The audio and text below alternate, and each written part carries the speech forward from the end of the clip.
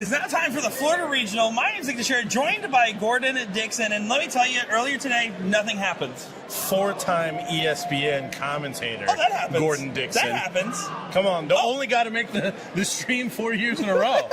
Well, we also did have a great showing there earlier today, finishing out our invitational.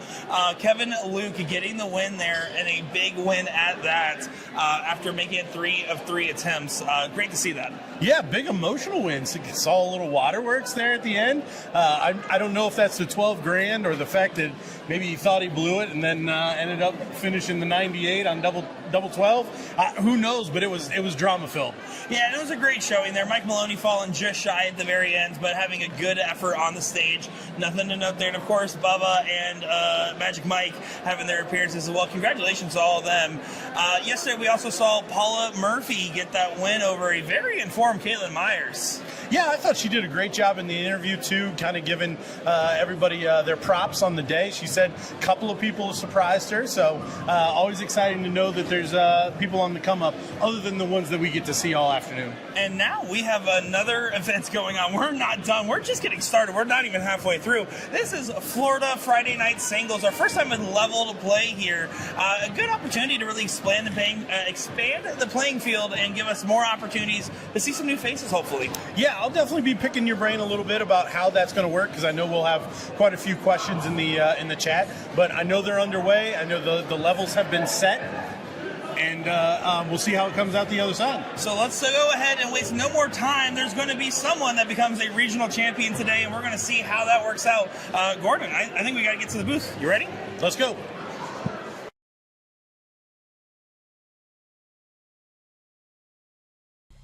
And here we are. Don't worry, guys. I'm okay. My knees hurt a little bit. Gordon, he still has the same face. Looking shocked at this moment. I'm Nick DeShare, joined by Gordon Dixon and Will Stewart here for our Friday Night Singles. Great to be back on the mic with you, Gordon. Yes, it's been too long. It really has. I missed you, too. No, excited. Singles, I always say this. This is the event everybody came here to win. Like, I'm sure they're super pumped to play with maybe a significant other in a mixed event or their buddies in the doubles, but if you're a true dart player, you're here to win the singles, and it happens Friday night when everyone's fresh. Exactly right. Although I will say with our new leveling system, you can play with anybody at any points now with the doubles too.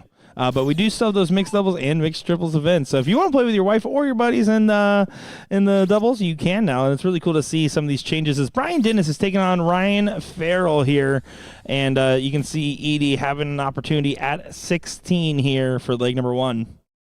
Yeah, playing a combo for the Friday night 0-1 cricket 0-1, and then if fifth game's needed, they'll work for cricket in the final leg. Ryan has been doing some big things. A runner-up in the best event in terms of payout is concerned in Chicago, and a decent run yesterday. I didn't get a chance to talk to him. I don't know if you did. I'm sure he's a little disappointed with where he fell yesterday. I mean, he shouldn't be, though. I feel like he really has been going on an upward trajectory, and we've seen it just in such a short period. May was not that long ago, and to be at that point there and continue on, I mean, you can't build Rome in a day. He will have another opportunity, and I'm just very impressed with him through and through. Yeah, already some good scoring here between these two. Trading 7 marks on the Open. Brian Dennis, a Florida local. Do you know like this area, or I mean, Florida's a pretty long state. Do you know where he hails from? Well, I've known Brian for a long, long time since I started getting into darts, and no, surprisingly, I do not actually know the specific town he does live in without some Facebook stalking. Brian Dennis, elevator repair and certifier. Oh, okay. Mm-hmm. I know that, but I don't know the town. That's probably way easier to remember. Brian Dennis, one of the staples of kind and talented ambassadors in the Florida dart scene. St. Cloud, does that help you? Yeah, St. Cloud, that's on brand because he used to play out of Skybox a lot. RIP Skybox. 8.33, by the way. Playing an 8.0. Yeah, this is pretty heavy from both these guys. Yeah, 4 rounds of dynamite. 3 rounds of dynamite. The 6 mark there going second is not helping too much. And when a 6 mark's not helping your position and you're averaging above a 6.0 at a 7.33, you're in for a crazy leg. Yeah, this is some good work from both of these guys, especially so early in this tournament. We see Brian closing up the 17s, so Edie gonna have to do something on the corners to fight back here. Running out of real estate though. Chat's already saying 3 booms in the very first cricket league that we're watching. 7-3-3, 7 or now 7-2-5 across the board for both these players. If this is how tonight's going to be, Gordon, we're in for a very fun show. Yeah, well, we can see a lot of fifth legs in our future if if the next guy's going to start off 7+. A little slip here. Maybe the only opening that Ryan has. He's going to have to throw perfect here to put this one on its head. 81 points of difference between the players. Will not get a dart. He needed to find the trip on the second. I don't mind that swing at all there with the 27-point difference. You're trying to make it a 5-3 on the Bulls, playing for a gamble on if they hit the 6. Yeah, not. I mean, you have to make something happen. So as good a place as any to try to take that monstrous 20 away. And Brian just slipping here. The back end of this leg does close the 16s. Not the point lead I'm sure he was looking for. But again, to the other corner of the 15s.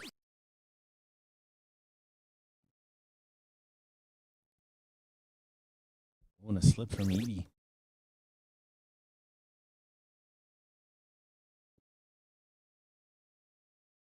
So Brian going to look to try to close this up. 22-point lead. Good first start. Another 60 points.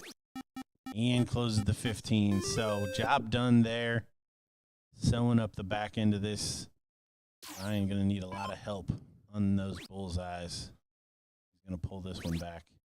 And I already mentioned it about Brian, but he is known as a very kind ambassador, someone that's well liked amongst the players that get a chance to meet him.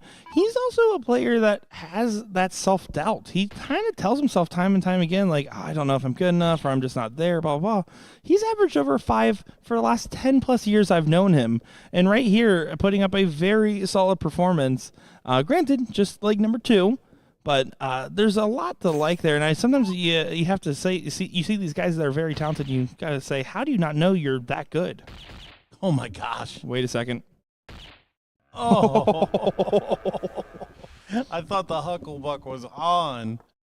What a last dart miss. That would have been the Hucklest of bucks there. Yeah, needed 6, had 4 in the board. And Brian needs to stay steady here, find that single bull. And there it is. You see a nod of the head.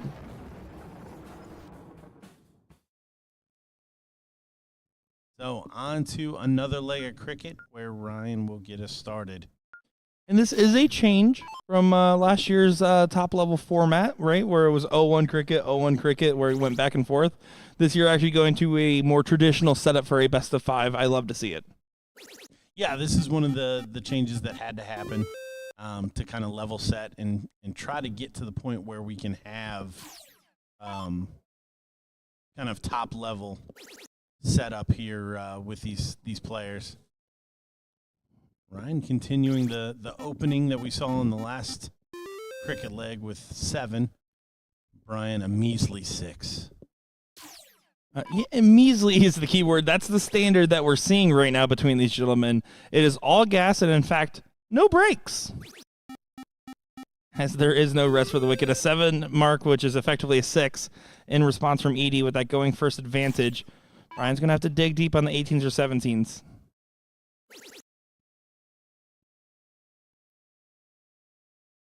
Another notable thing about Brian Dennis is that he still to this day owes me a Pro-Am partnership. But he waited so long, we don't even have a Pro-Am right now. Would love to see that event get reworked and back into the mix, though. Bullet dodged. Hey, for him or me? Him. Oh. I just said the other way around. Oh, like Allie Dennis is watching. Oh, Allie Dennis is watching. Hey, thanks for tuning in.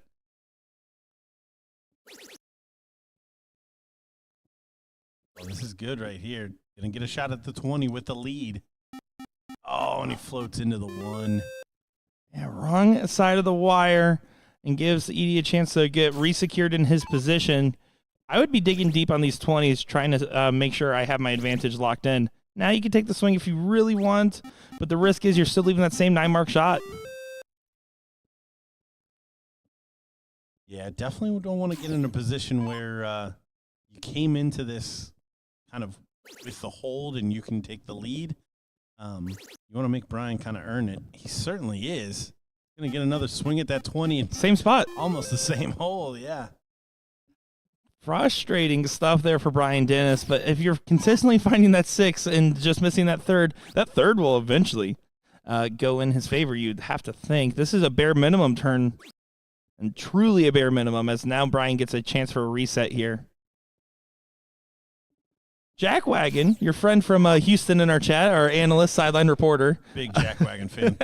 Says, howdy, Nick. I might have missed it, but any insight into why the finals got moved from a best-of-5 to best-of-7 during the Invitational Shootout Finals? Just watched the match on ESPN YouTube, and it caught me off guard. So all the players, when they make the top 4, are told this is either going to be a best-of-5 or best-of-7, and it can change in the moment. They all know that going into it, and they're all okay with that going into it as well, because if you're already in the top 4, you already made $3,000 at least, and if you're in that final when that happens, you're already guaranteed a chance at 12 with 7 in your back pocket guaranteed. It's just the reality of having a tight format and a long show run for the Ocho Day. Yeah, the short answer is live TV, bro. we have to keep it within an hour.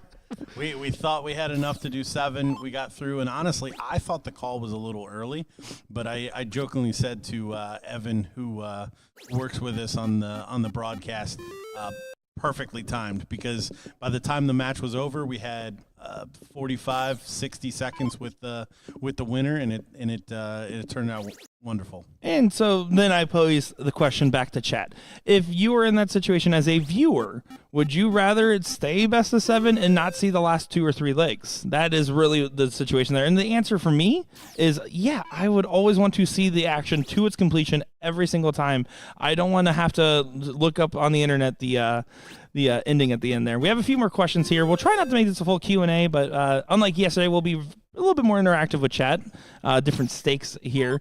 Jonathan Long saying, what's up? Unfortunately, was not able to make it to this event or CDC with some family stuff, but hey, great to see you tuning in and still playing that qualifier.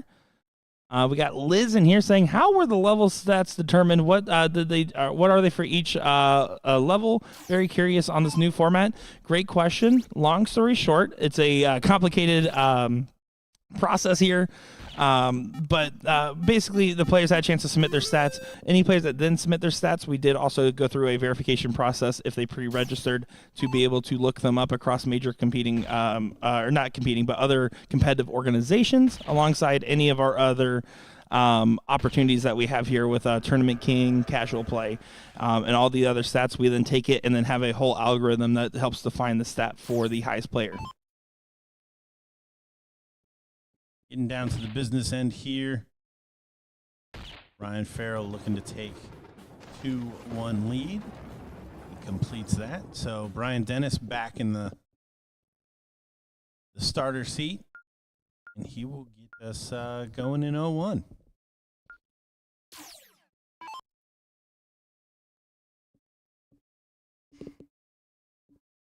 Alex saying, do you have to play on BullShooter boards to qualify? No, this is no qualification needed for the Florida Regionals. You can just show up and play. If you don't have any stats, go to your local BullShooter board and sign up for a couple of Tournament King tournaments. Of course, you can also come out here, play in one of the events, and then you'll get your average overtime as well by playing in this.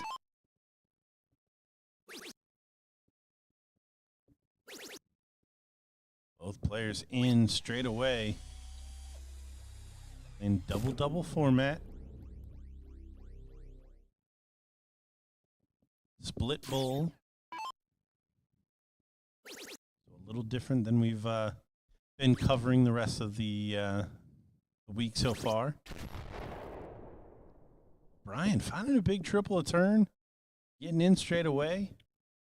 Looking to push this one to a decider. Scoreboard is wrong. Ryan Ferrell is up 2-1. I was ranting. Sorry.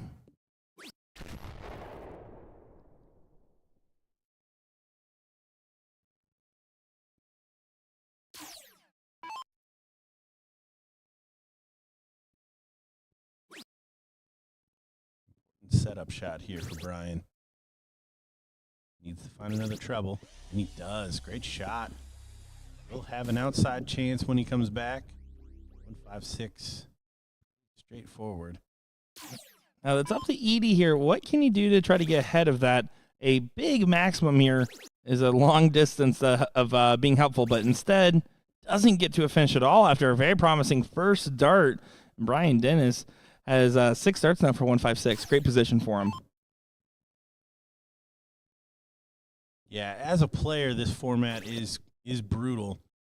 It does seem to set up game deciders. And there it is, a 1-5-6 from Brian Dennis. No mucking around there. So Cork will come in here, and we will see a final leg of cricket. Both these players playing extremely well.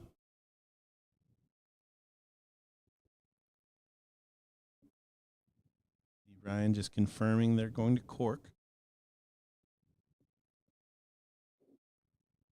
Ryan 1 dart away from a 6 bull to steal it from Brian in the second leg. He drops it low, so Edie to get us started.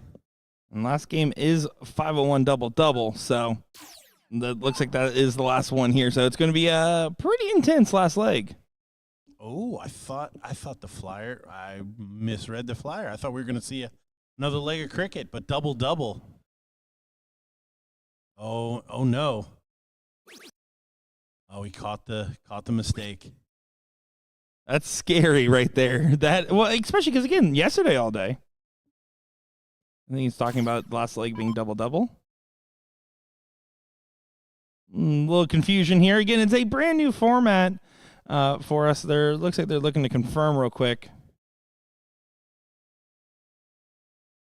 And I assume, by the way, the last leg being 0-1 would be because of the fact that in last year's format it was 0-1 cricket, 0-1 cricket, 0-1. So it was 3 0-1s, 2 crickets. So I imagine maybe that's where the inspiration came from.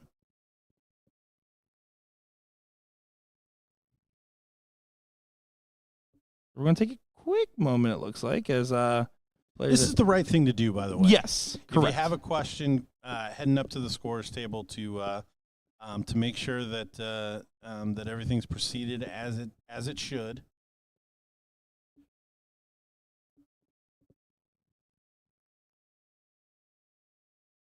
You can see nice and full room out here. There's another line of boards over to the left off camera, but it is a packed house out there. With a ton of dart players supporting the Florida Regional. Really love to see this. Really love to see all the different new faces and old faces alike taking an opportunity to try out the changes here. As again, those players, we're keeping an eye on them. Don't worry. We will make sure once they get back into it, we'll be ready, as I think they're both walking back up to the board right here. And Brian's going to go ahead and back up his turn because the timer accidentally ran through real quick. He's just going to back it up. Punch back that single 20. Oh, he's just going to let Ryan get a redo on his turn.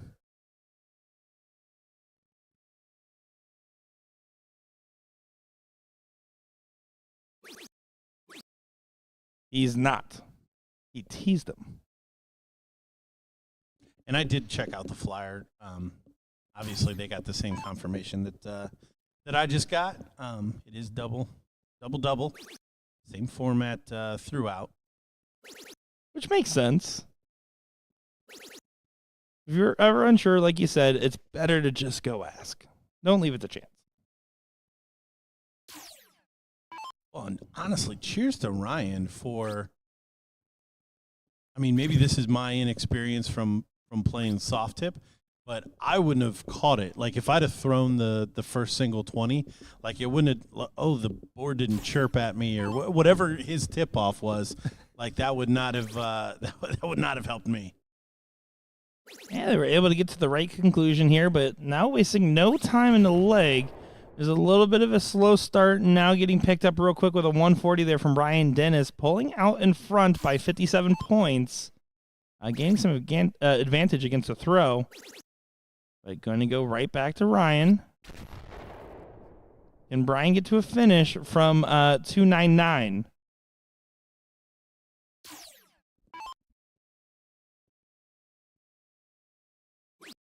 Yeah, trying to overcome all-important start in this format. It's back within touching distance, but this all down to Ryan Ferrell. What can he do with 216 and 6 darts? Oh, he's going to do a lot. He's going to do all he can do. Gets all the way down to 36 with a max hit there. Great shot.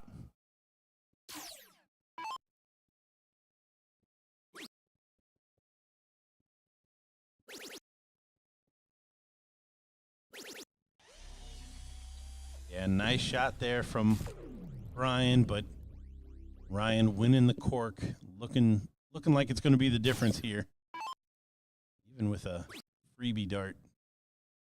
There he does. You see him look up as that double 9 goes in,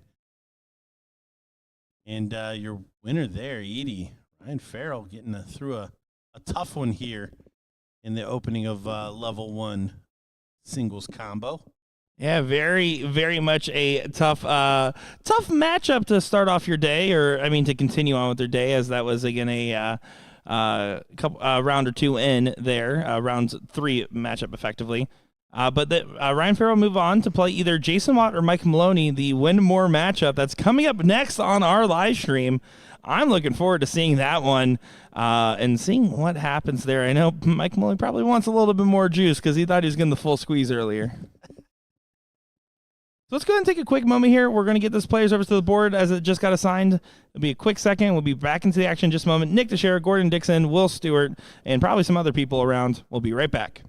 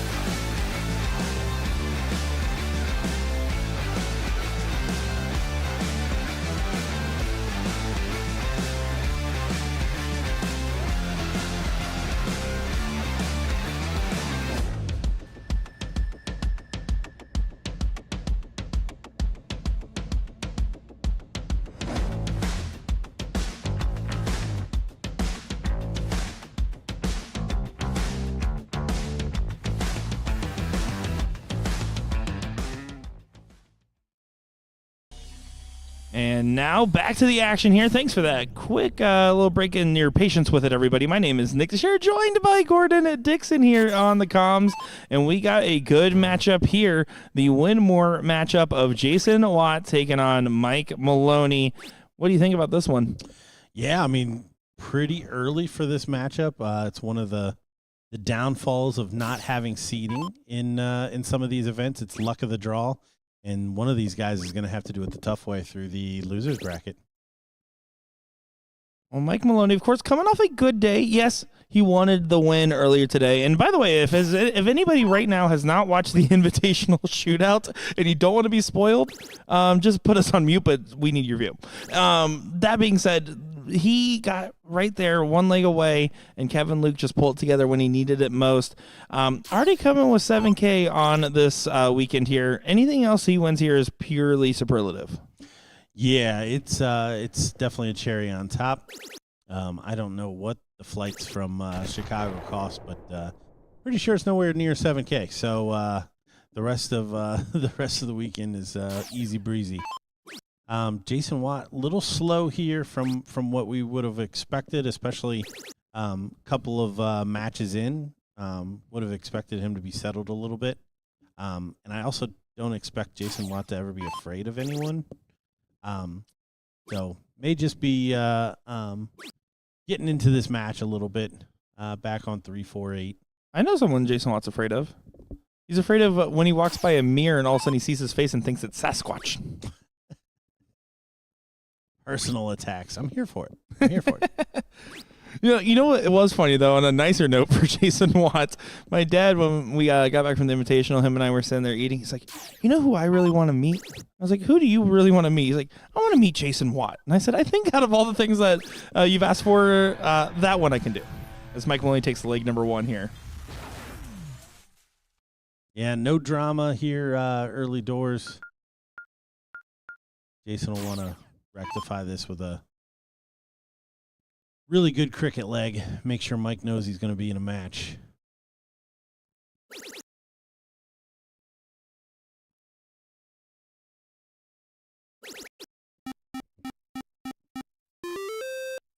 Already back into the triple, so looking to set things right.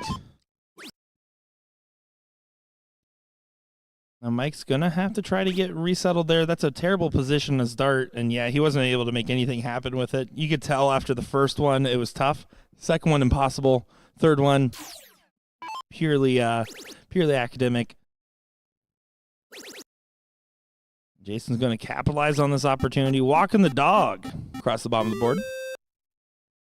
Yeah, and that's the thing about these level 1. We didn't see it with Dennis and Ferrell, but these legs can get away from you so fast. And that's something that at least will be a known quantity for both these guys. It's not like they're expecting, like, okay, I missed, I'll get a chance. No, they are happy or surprised when opportunities like that arise, and they just assume, and this is what you should do if you're playing at this high level, as big 9 there from Jason. You have to just assume it's all about what you miss at this level of the game. It's not about what you hit. You're expected to hit. Yeah, and this is the exact leg that Jason would have envisioned to hit back against Mike. Like, hey, bro, I'm not going to be on 348 when you take it out every time.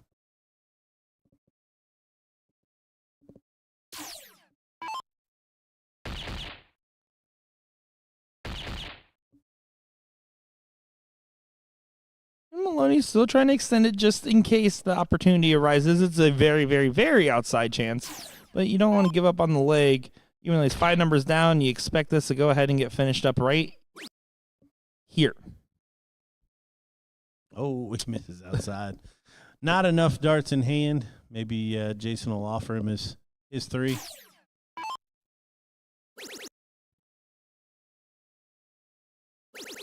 Yeah, this is just warm up for the next leg. I do like that he's just going through and finding the biggest numbers to grab as he grabs a white horse there. The smile from Jason Watt. Stayed away from the 19s.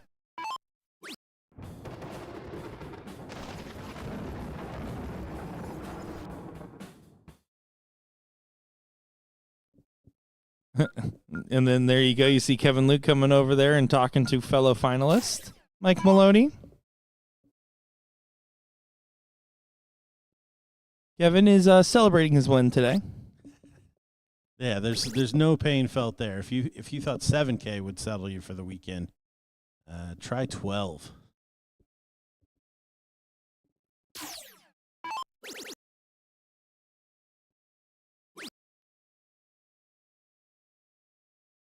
There, Watt just a 4. Wasn't able to convert that last start. I would have liked to see him throw it to 20 there. Explain your rationale for the folks at home. He just there was just a bird's nest over top of that 19. It was not worth throwing into it again. If you take that big 20 away, at least you're down a point, but Mike's got to move around the board. And, I mean, you see what happens. You kind of forfeit a dart, and Mike starts running around the board anyway. So who would have minded if you also snagged a 20 in that scenario? Yeah, I like the rationale there because it's 43 points difference. Now Mike can just go ahead and have free reign to do what he wants with the 2-number advantage, and that's why he can stay on that third dart. If it was just 20s versus 18s, you would never stay on that third dart.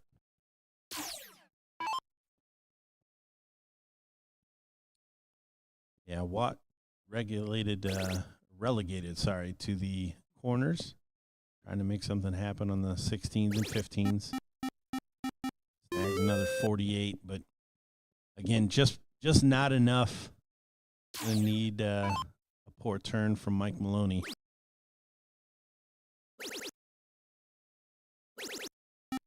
Again, that 2-number lead gives him all kinds of opportunity to throw around the board. Here, I'd throw the 9 mark. I don't think you're going to get him to throw miss enough bullseyes. Oh, I was hoping to put a little pressure on him. Yeah, and at this level, those are the chances you have to take. Yeah, and these guys will always be willing to take a 4-3 in the Bulls at disadvantage, needing 4. But in situations like that where you're down 3 numbers going into the Bulls, you're also okay settling for a 5-3. You're giving yourself a chance on a error when otherwise you basically have none at that point. Well, yeah, it's how many times are you going to actually get a game shot from that position? I mean, you're already looking at probably an 85, probably 90 to 95 loss rate. So why not put the one scenario together where you can win it? And here might be one of them. Mike needs to come up with something big here. Does bury the treble, but still leaves an opening. A double bull will give Watt an opportunity to close the 17s and 15s. And this would be a massive moral victory if you take this one. Well, oh my. Well, oh my. Wow, and look at that shot from Jason Watt playing what you would call a hucklebuck there. That is a hucklebuck if I've ever seen. Clip it. Clip it. Welcome to YouTube. Where's your sired son? We clip that. Great moment there. Now, you did that really cool shot, and you got the one in the leg, and you're at match point advantage. But you are going second in 0-1. And Mike Maloney started off with a 160. That's such a mature follow. I mean, you just got straight hucklebucked after playing a great leg, and the man starts off with a perfect turn. It just shows the maturity and the experience of Mike Maloney. They probably all were just annoyed darts that went in, but yeah, to stick in there is it's impressive. It's just impressive.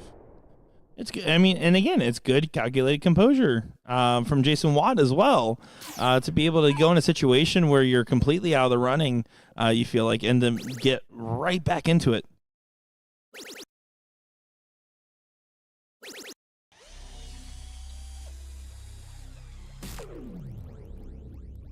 Maloney should be able to set up very well from this position at 201. Watt back at 315 is going to need all he can get.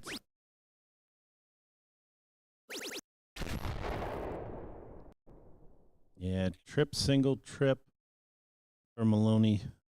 I'm on a 2-darter. Watt can get to a finish. Can't now.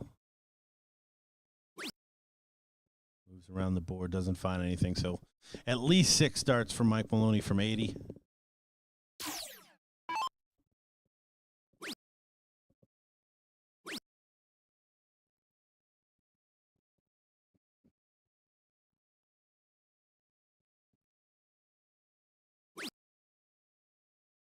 And now teed up will return with the opportunities. Not happy about that, but again, no punishment in sight for this leg. This is set to go to a last leg decider.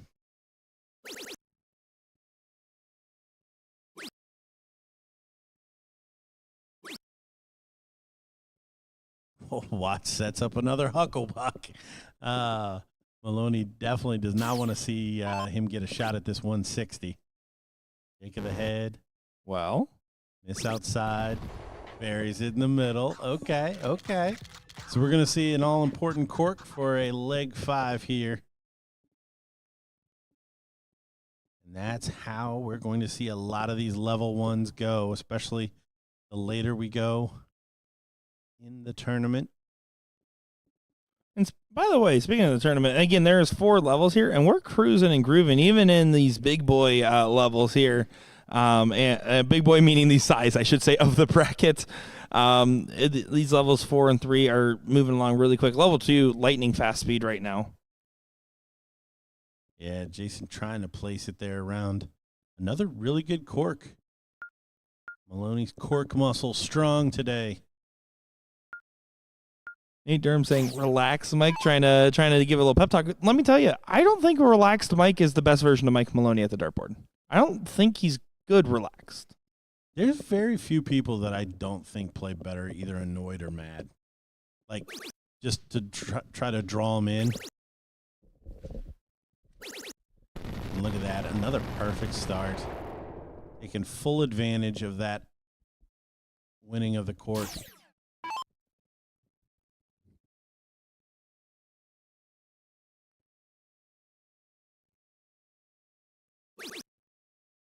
Bare minimum there for Jason as he only grabs 1 double. This is Mike Maloney's leg to win and match to win at that.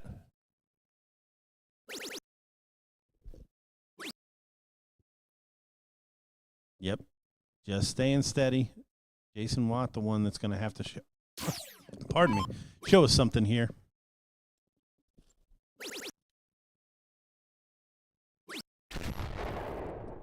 That's not going to do it. So setup shot from Mike Maloney from 245. He'll want to be at least in the 105 range. Not going to work out for him. It's still going to be an outside chance. Needs to be smart with the darts. He does leave himself a finish, even though Jason Watt cannot.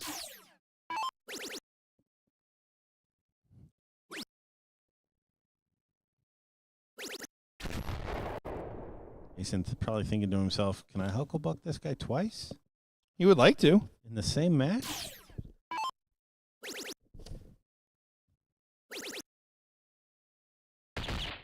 Oh, how about that? For the 164. boys. For the boys. That one was for the boys, as that is a great shot there and a good win for Mike Maloney. 12 darter and a last leg decider of that matchup. Yeah, so many things could have went wrong there. And Mike Maloney persevered. Great shooting. Well, we were trying to get the tail end of that semifinal of level 2, but Ben Lavelli does get that 2-0 win just as that match finishes. Coming up, we will be getting that seat match for level 2. We also will be getting, it looks like, another matchup here. Probably going to be Dylan Stanky versus Bob McCoy or Tyler Wehei here in just a moment's time. We're going to go and take a quick moment, let the ads play for a second. Shout out to Winmore and NATO for sponsoring the Invitational Shootout and the rest of this tournament. Let's go ahead and hear from them and hear about Season 40 for a second. We'll be back in just a moment's time.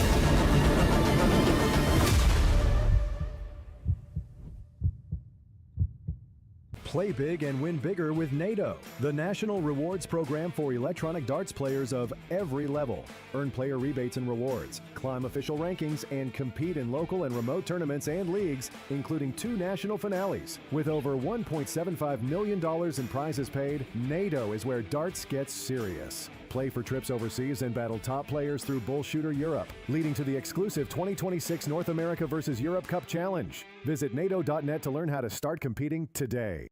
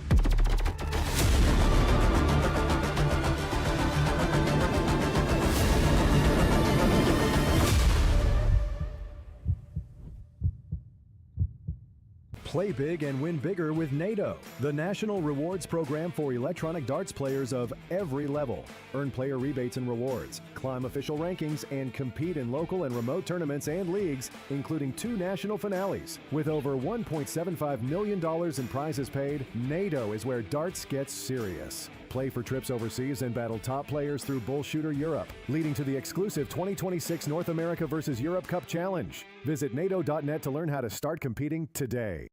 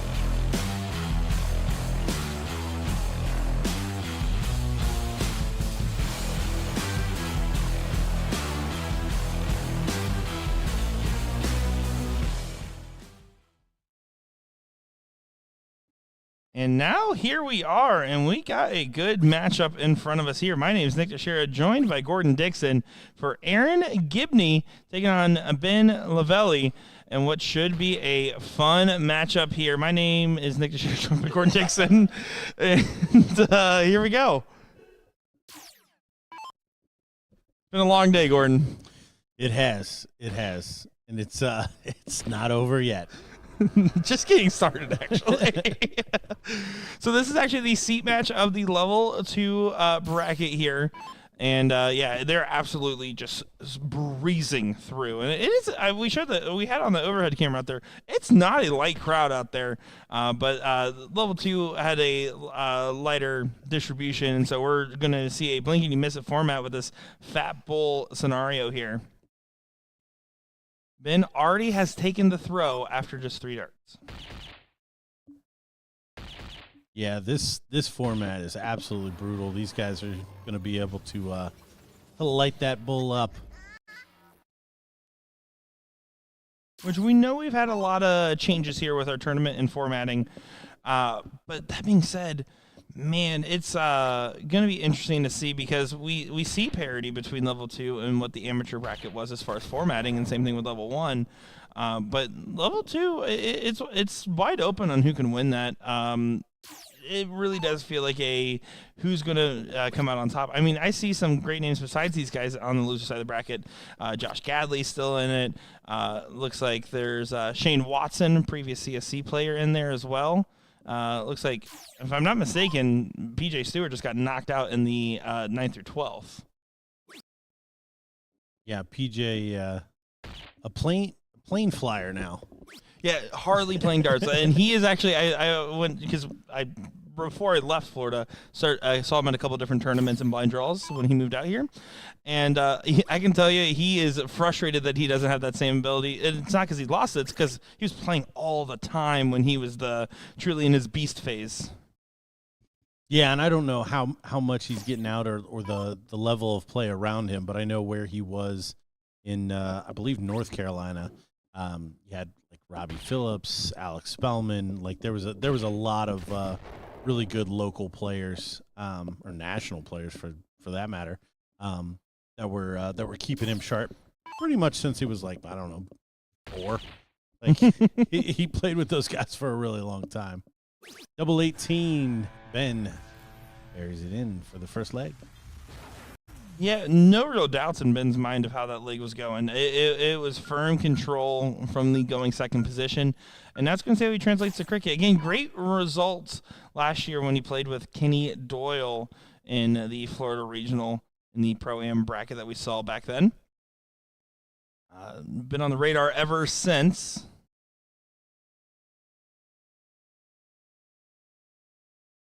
Aaron Gibney, though, not finding any success. 1 mark there just as good as a miss, especially if Ben keeps up that hot hand. So we'll see what he does. Yeah, tough start. And these guys are playing 2 out of 3. So this could be curtains if Aaron doesn't turn it around. And we see Ben already with a 7 mark.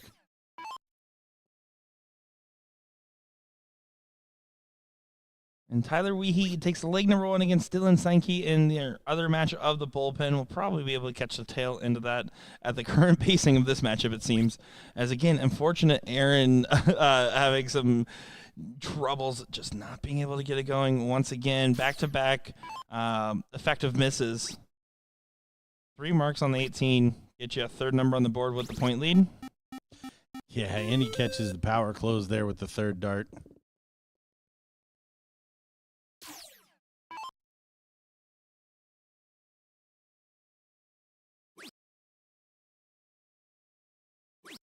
Trying to get some points on the board. You don't want to get whitewashed. Not going to be able to do so, and Ben's going to try to walk the dog on the bottom of the board.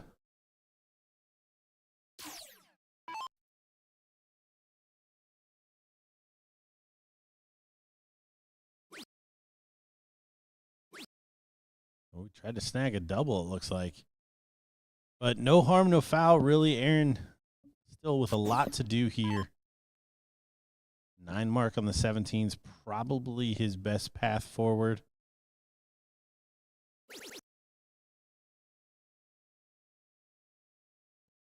only going to find the treble one time. So my question becomes for Aaron, you got to this point, obviously playing significantly stronger than this. 2-1 over Cole Butler, a 2-1 over Richard Hickman, 2-0 over Shane Watson, and then a 2-0 over Ben Wynn. He had a very solid performance, a couple 2-0s in there as well, just clearly not playing to the same standard he was up until this point. I wonder if the streaming is getting to his head here a little bit.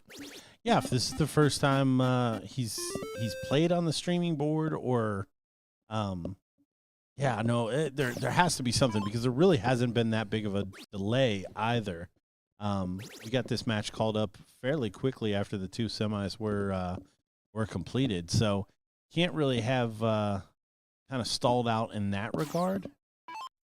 But all of this good experience for him. I feel like I have commentated him before. I'm just trying to place exactly where. His name's incredibly familiar. No, he goes by Gibby as well, I believe.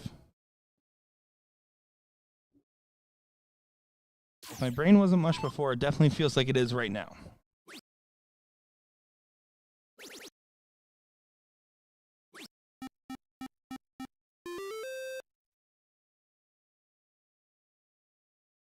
$47 points of difference. Oh, he was in the CSC last season. Great call out there. And TOC. Yep, okay. Thank you, chat.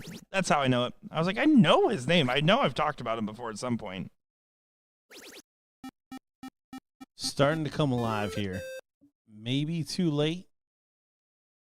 Ben going to have to defend on one of his 3 large numbers.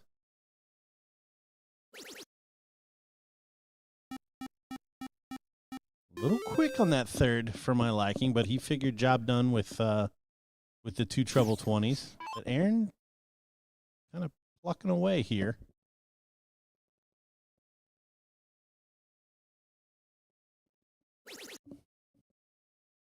Yeah, and you can see still trying to make something happen. I do appreciate Gibby not giving up on this. You can't in the seat. You have to continue to fight through. But Ben, cleanup duty. I don't love the 15 on the last start because it's a 7-point difference right now. If Gibby goes up there and does 9 the 15s and you don't get the point lead back, he only needs a single 18 and 2 doubles. So I would have probably preferred a little bit more caution. It only matters if this is at least 2 trips. There's one. He doesn't get the other one. So now you just need a 3 mark, 2 15s and the single 1-year numbers to have advantage going into the Bulls. Yeah, and again, these guys are level 2, so we're playing 2 out of 3. And you can kind of feel the difference between 3 out of 5 and 2 out of 3 with how quickly these matches go.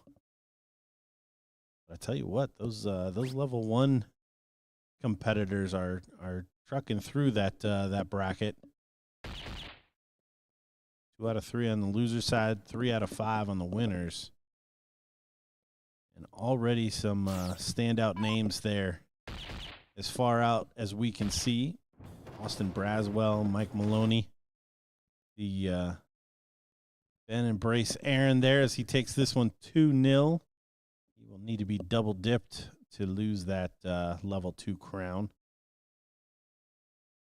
Got Tyler Wehei and Dylan Stanky. 1 apiece on board 24. Oh, look at that. You wished it into existence as it is currently 1-1 in this matchup. So just looking at the bracket, probably release and maybe have Austin and Maloney on the next one.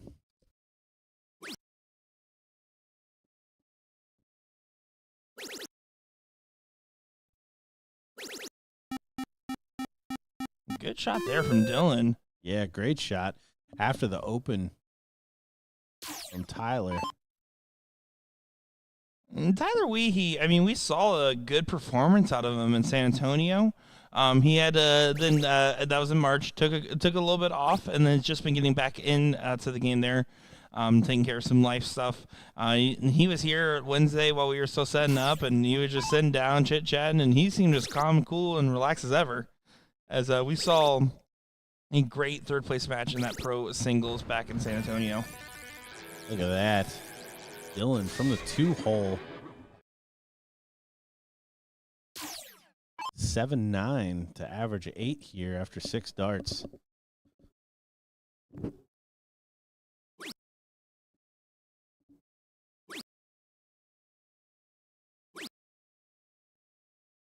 So this will, at this point, be Dylan's leg, you have to imagine. So 2-1 advantage. He's going to go for just a little bit of a mental fortitude check. He's going to continue to try to stay strong and keep that same energy going into the next leg here. He's looking real sharp right now. Yeah, kind of marching around back there behind. Kind of always a good sign. Staying ready. Winner, of course, gets Ram Gavara Jr. in this to get into that semi on the winner's side. He's a handful. He absolutely is. And, man, I feel like he's just going to be on a mission considering he was so close. That 2-0 lead against Mike Maloney. I mean, that's something that will eat at you a little bit in your mind. And, yeah, just have to shake it off. And I got to say, he was in really high spirits. I saw him when we got back from ESPN. And I was walking there. He's like, "Oh, you're just not getting back? Where have you been?" And I said, "Sorry, some of us actually made it to ESPN to him." And he laughed and took it really well. No, you didn't. I absolutely did. Oh. Just a reminder, Ram, love you, buddy. Yeah. Oh, my gosh. Yeah. I kind of motioned towards you aggressively as I heard that story. Yeah. The Ram has been playing well. A 3-1 win over Keith Anamika, 3-0 win over Tony Flatt, 3-1 win over Mike Carter, 3-0 win over Brett Hollanday to get to his point. And again, the winner of this match will go on to play Ram. Well, and honestly, to me, that's just a sign as we see Dylan strike the bull there for the third leg. That's just a sign of how well he's playing. When you can kind of shake those off, because you know that there's another event and you're just going to crush it there. That's kind of the groove that you go into. Once you start playing in a lot of events, it's much easier to kind of shake off some of those unfortunate losses because you're going to have a chance to redeem yourself that quickly. The mentality of a winner, right? I mean, yes, in the moment, you probably are going to think about that when you go to bed that night. You're probably going to think about the next day, you got the next competition. And that's exactly what a champion makes. Absolutely love to see his continued development. I felt like, when I say development, he was high level and then went through a big regression in his game and has now hit new heights, in my opinion, in his own game. Yeah, it's certainly kind of Ram 2.0 as we see him start to come out to more and more events, put up more and more big numbers. See my dad in the background there, hanging out. It's a handsome devil. Oh, that's generous. Is that where I get it from? Don't answer that. Sugar Shane supporting Dylan, traveled together. Really love to see how Swervy's been in with his other players that he's played with, and really just taking good care of himself. Sugar is on his sobriety journey.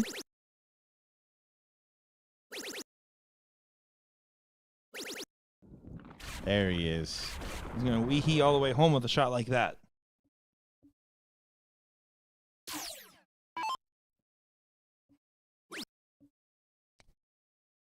Dylan looking to try to come back to that one. It's not going to happen. So after kind of giving up the start here, we see Tyler with a 1-7-1 back in the lead. Setup shot here. Needs to continue to find triples.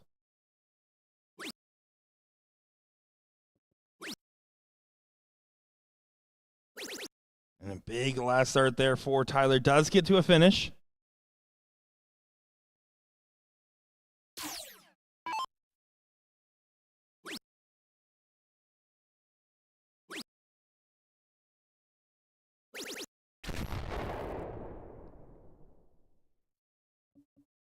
And then follow-up shot there from Dylan doesn't do enough. 6 darts for 152 for Tyler. It doesn't have to go, but 152 lives rent-free in his head, missing the double 16 on the last start and the last leg decider against Jason Watt, who took it out right next to him. To get to that final. Or Ram through that 9-darter. Oh, big last. Leaves him handy. No finish, so he will be back with 3 clear.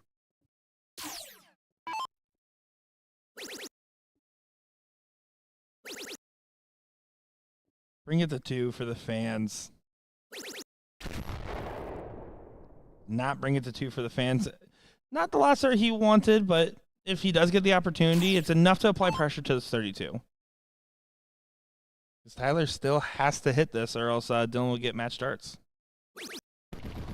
And he will. It's like I teed him up for. Yeah, buried it. Steady round there. So, all-important cork. See who will start this deciding leg.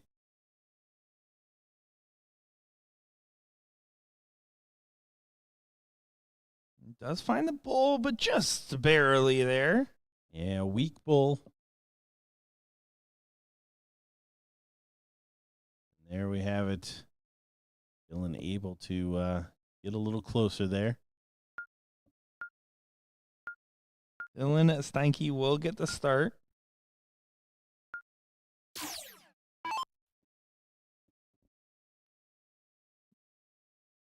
I wonder if Dylan has a nickname. I'm not sure.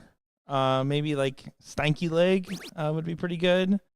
The Stink Stanky, something maybe. I don't know. The Stanky Bug. I'm trying to think. There's a lot there. Yeah, sky's the limit with that. Can have some alliteration. The key at the end there always lends itself to little rhymey things. So Chad, get on it. You now have a job. You guys have been hired.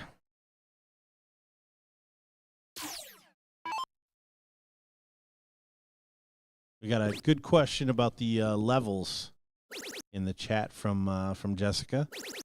Yeah, Jessica asking, so how do the levels work? If I were to play a BullShooter regional tournament and my average is not current because I haven't been playing now, how does that work? So the best thing you can do, first off, just play darts. That's always going to be my recommendation, no matter who you are. Again, you can play in those, remote tournaments, especially anything involving Tournament King. You also have your local leagues to get involved with, and a myriad of other ways to play darts. So, if your stats aren't current, the best thing you can do is to get them current. We do use a highest known stats system where you have a chance to self-report and submit your stats. But we also are able to pull data on every player as they sign up with their player code there. So make sure what you can do. There's a form on the website that just says submit stats here, and that applies to any of the regionals. If you're not even sure you're going, guess what? It doesn't matter. Fill out the form. It doesn't hurt to get verified and get on our master list of verified players. And then when you end up going to an event after signing up, you can check with the tournament team, talk with them about the average verification, and they also are willing to help work with the players as well to make sure that your average is true to what you claim it is, and make sure it's all fair, balanced, and fun for everybody as well. Long story short, play darts. Double top for the match. Buries it first chance with the darts. Austin over there on board 23. That'll be our next match coming up here. Yeah. So with that, Stanky earns the right to face off against Ram in that other semifinal. Well, looks like we're going to be waiting just a quick second here, just waiting on Mike Maloney to finish signing some autographs and answering Facebook comments. We'll be back in just a moment here for the semifinal match, Austin Brazwell, Mike Maloney.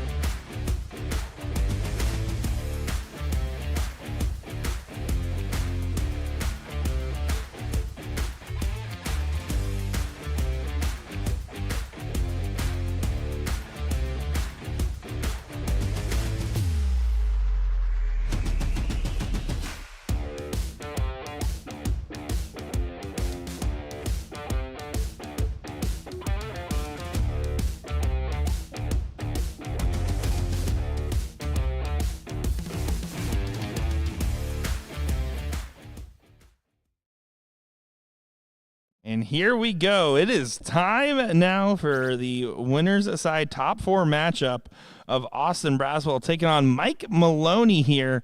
And what should be a great matchup. Mike on a mission. But Austin, I mean, he put up some good early sign performances when we saw him yesterday against Ed Levesque. Yeah, also a couple of good wins today. One over Dustin Holt, who is kind of a staple in these regional singles events. I don't know how many he's won over the last couple of years, but for as many as he attends, he certainly seems to come out the top side of that bracket often, and he defeated him 3-1 in the round before. We saw a really good match with Mike Maloney earlier against Jason Watt. He has since defeated Ryan Ferrell 3-2. So coming down to the wire again. And Austin finding a good 140, consistency in the scoring. Mike's got some work to do at 305. Yeah, this really just kind of a level set leg for these guys. Austin, obviously, with the throw, will want to complete the first leg with no real craziness. But if he does ultimately lose it, the world will not end. It will not.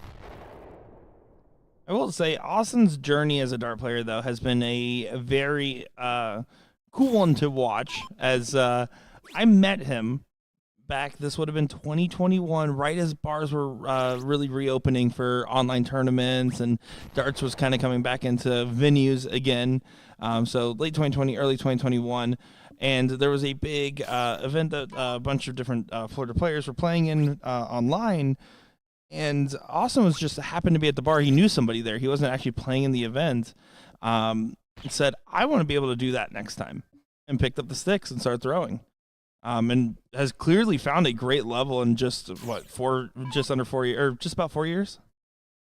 Yeah, no, what a time. And Mike Maloney missing high means he needs to find something here. He's not even going to get a dart for it. That looked unintentional. I don't think he was trying to go double-double there. I don't know that for sure. But that was the read I got. And Austin for a 8-8 to get away with one. Mike Maloney doesn't even get a dart at a finish from 80. Austin will take it. He won't be happy about it, but he'll take it. And now it's just going to be up to the next steps here of Mike Maloney dictating the cricket game. With a good start, you would have to think. And only finds 3. I wouldn't even say that's bare minimum. 5 feels like a bare minimum in these cricket starts.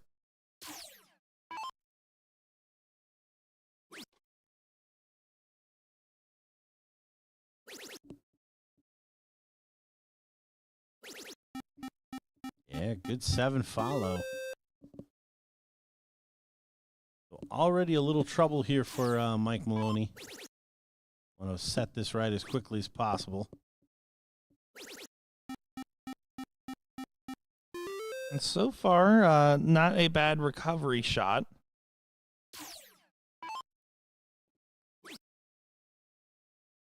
Austin, you're going to get tricky with it. Stays on the 19. Going to stay for another.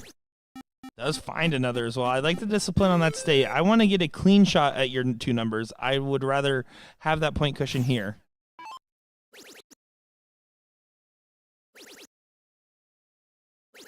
First point cushion covered by Mike Hulk Smash Maloney. Finds 9.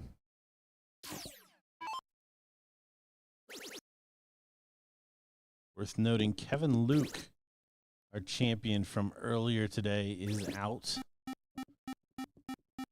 of singles here early doors. That was nice of him. Let other people get in there, Kevin. I won the top prize. I'm going to the room. He's going to go float. Wow, what a win by him. I don't think enough can be said about that final.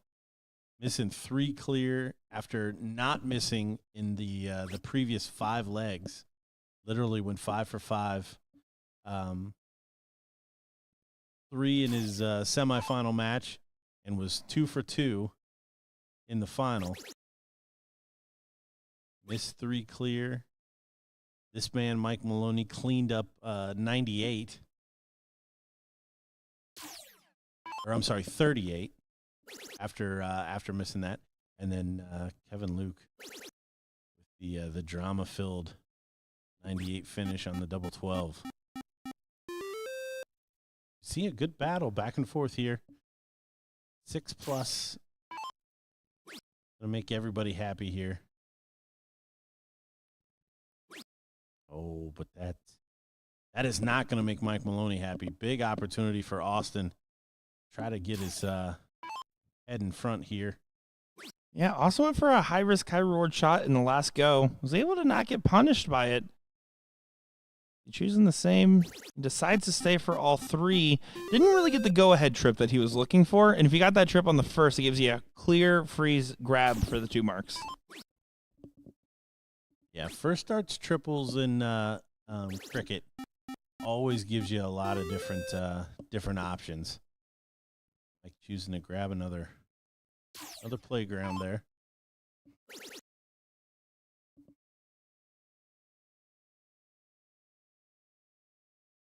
How aggressive is Austin going to play this one? Interesting. Does go for the easy transition relative to the 19 to 17. But, you know, it's one of those things where I don't love the position still, despite the point advantage, despite the 6+.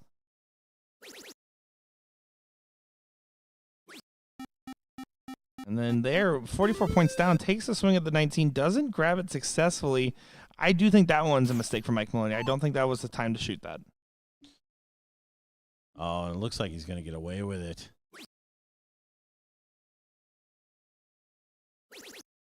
Yeah, definitely not a fan of that spot, but not completely punished. Going to want to try to find a couple of trebles. It only needs the single 19. Oh, kind of unforced error. If ever there was just going to be a swing at the 19, would have thought it'd been in that position there. You're going to be down in points. What can Austin do to punish? This seems pretty good to punish. How about very good to punish? Finds the double 18 that he was looking for earlier. I think he blew Michael Maloney a kiss after the Maloney double there. Well, you know, that's some love between these opponents in that case, as now Austin has an opportunity with only 4 marks on the 16. Should be able to get some more stable footing. Goes right at the 16. Is able to find it. Go ahead, shot on the 15. Doesn't collect the last, but is in a favorable position and will have a point advantage going into the Bulls unless something crazy happens here and an error happens from Austin. Well, we've seen some good bull hitting from this man. Austin only needs 2 to close. Finds it with a treble. The power close on the 15s. 57. 76. Points grabbed there. And Maloney needs to grab 8 bowls. So he's going to borrow one of Austin's darts. Still finds 5. It's a respectable effort. Over halfway to 8, statistically speaking. Yeah, very surprised he didn't go ahead and clean up that 19. Gonna need a miss from Austin regardless. Nice to not have an outlet. And there it is. Austin Brazwell, though. 2 darts. 5-9-1. Takes a 2-0 lead. And Austin, again, we talked about it in his match against Levesque. I don't know what happened in the rest of his matches from yesterday, but he's showing good signs on the stream board at the very least. And I say that because he broke his curse of me commentating him yesterday, so therefore it can't happen again. Oh, that was a thing? A reoccurring, like he had been up in very significant winning positions multiple times, and every single time that I was on the microphone, something happened. Every single time. Well, that'll wear on you. Oh, that's what he gets for playing League with me. I don't know. Oh, I like that shot. Up 2-0. The time to get aggressive. Didn't convert. Take it ahead from Maloney. And he's still playing aggressive. This feels like kind of not knowing where you're at in the match. This is first leg, I understand that. This is him up by 2, I understand that. But just left himself open for this. And I don't want to say too drastic of a comment, but it's not that his heart isn't in it. But I mean, he's probably not having the same level of determination in this bracket that he normally would have, considering the earlier events and the big final and the big adrenaline dump. At least in my opinion. Yeah, I don't know if I buy that. I think that guy wants to win everything. I think he knows he's got the game to win everything. I mean, the match against Watt, the way he fought back after Watt really pulling the rug out from underneath him in the cricket leg. Yeah, I'm just not convinced. Now maybe in the losers bracket, if we see this kind of level of, I don't know, energy, we can chalk it up to that. But he's just getting outplayed right now. I can't disagree with that front as Austin continues to find that high 5, low 6 average, continuing to put on the pressure. And that was after an 0-1 game where he got back into it with a favor from Mike on the leg number 1. Yeah, Mike throwing high on the 20 for 80. Never actually got a shot at the finish. Austin still with a little work here. Does not want to let Mike Maloney back into this leg. And back over. Took his one stab at it and does collect well on that last dart. Nice, calculated, and safe play there. He knows the position he's in. He doesn't have to do the hard work anymore from this spot. You just have to make sure your darts are being efficient and using the right spots.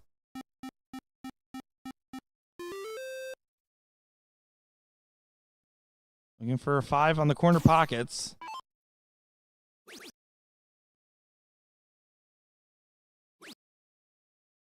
Taking 1 at the 15. Does stay. I like the stay. Yeah. Yep. You got to hit triples, bub. It might get a 5.17 below his standard, but not miles away from a high standard. It's just coming at the tail end of the leg. He's not starting with that. When he's starting with that, it's fine. Yeah, his opening 9 darts is kind of what got him in trouble here.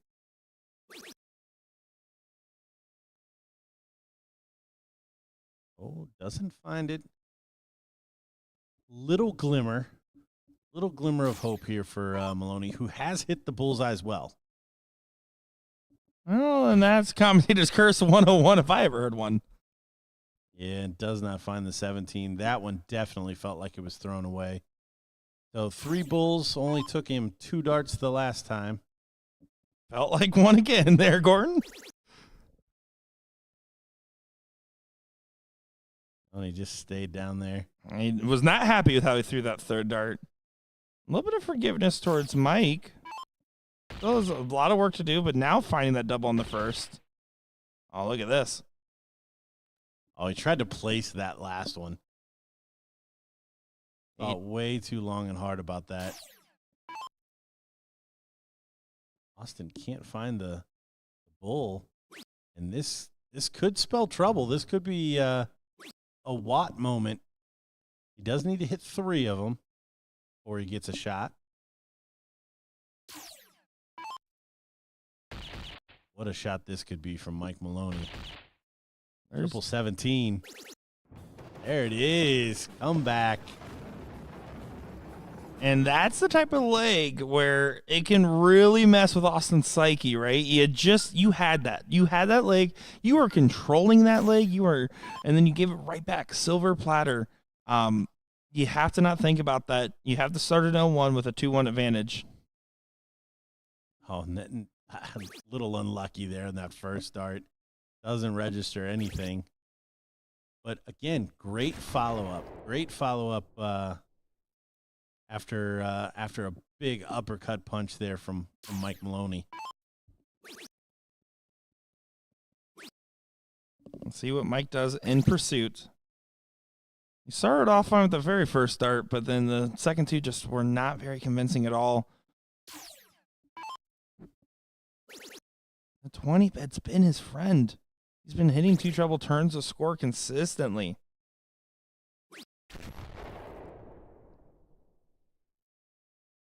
Dylan Stanky and Ram Gavara will be your other top 4 matchup that's getting queued up on our other streaming board.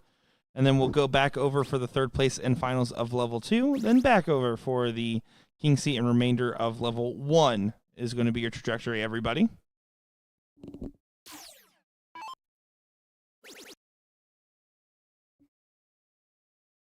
Once again, in position where this is Austin's to lose from here. Yeah, he hit it. I wasn't going to leave a finish. Honestly, probably the better play there. Mike can't leave a finish from 372 even with a 180. And so, therefore, Austin doesn't need to go the traditional 1-2-6 route if he doesn't want to shoot the bull, but he'll have the cards up to him of basically, how do you want to shoot this? How do you want to set this up? Or just take it. Smart first, gives you more options. Trip 10, double bull. Oh, 45. A rough miss, but he does have time. Mike Maloney, the 10.05 or better. Not going to leave a finish. So 6 darts from 21 for Austin Brazwell to finish this one off 3-1. Corner of the 5, double 8. Right on the wire, recompose, reset, and drill this double 4. Nobody misses double 4. Not one, as he does go ahead and to get the win there over Mike Maloney. Mike not channeling his best darts. Austin, up until the flounder at the end of leg number 3, really was channeling some very solid darts there. So we have just a moment here as we are waiting for Ram Gavara and Dylan Stanky. So we're going to get our other top 4 matchup. Then again, we're going to get that third place and finals of the level 2. And then we'll go back for the seat match and remainder of the losers bracket for level 1. That's your run of show, folks. We'll be back in just a moment's time. Nick Teixeira, Gordon Dixon, Will Stewart. Don't go far.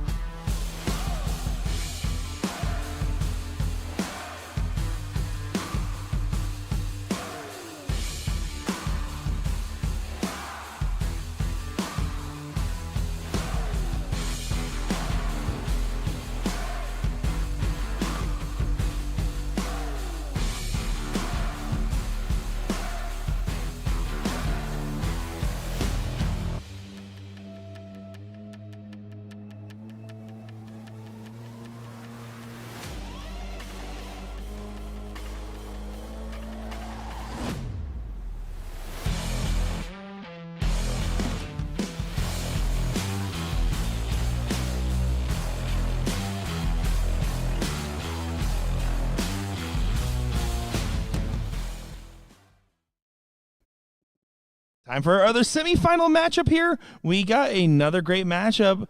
Dylan Stanky Leg going up there against Ram Scrooston Gavara Jr. And what should be a fun matchup to see who moves on to play Austin Brazwell in that seat match.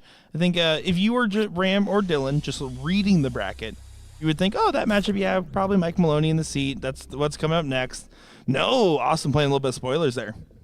Yeah, no, I mean, that's kind of the it kind of went chalk in the ESPN, but yeah, there's been a definite theme this weekend. Everybody that you kind of tip early, we've got some people standing out and kind of running them over. So, how crazy would it be a Dylan Austin final? Certainly, the odds makers would not have been. Too happy about that one for anybody that put that on their parlay, but no, I mean, it's great to see, and it's not because they're getting away with anything. Austin just straight beat Mike Maloney right there. Absolutely, he did. Oh, if you're curious, by the way, I did just find out the reason that these players were waiting that quick extra second to start was because Ram was actually texting that we was saying, hey, why aren't the cameras moved over? Are we going to start with us? So actually, they were checking to see if they were going to be on live stream because the cameras were still facing at the other board. That's hilarious. There you go. I'm just waiting for somebody. He's probably listening to the commentary right now. That's the next level here. We've seen it before. It's intense. Dylan to take the first leg against the throw. Oh, left himself a lot to do. 17 or outer bull. 17, double 12. Good save. Oh, but he doesn't complete it. See how Ram chooses to attack this 72. Trip 16, trip 20, 12. Double top. Dylan to break throw in first leg. This is a good opportunity. When you get gifts, take them. We've said this time and time again. I don't like that spot on the dart. And I really don't like it now. Not at all. Slides over and falls outside again. So, Ram. Double top. Ram. Double 10. Ram gets the leg. There you go. And round 6. Go ahead and chalk that one up. It's not going to happen very often. 17 darter there for Ram with a hole to throw. I promise you, round 6 finish will not happen in this leg. And if it does, it was a very much one-way affair. I was going to say, you're going to promise that? That's these legs can get away fast. I know I say it all the time, but it really, really can with the number of trebles that these guys can hit. And now I hope we see a 6-round cricket leg. Shout out to Val Gavara, and also, more importantly, the Gavara twins watching along. We got the kiddos watching, supporting Dad here on the stream. Very nice. Love to have the family support there online watching along.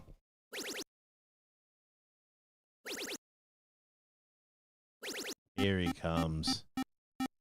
There's the Ram we expected to see.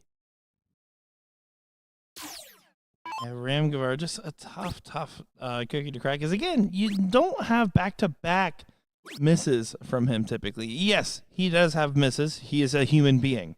But he is so good about not making the same mistake twice in a given leg.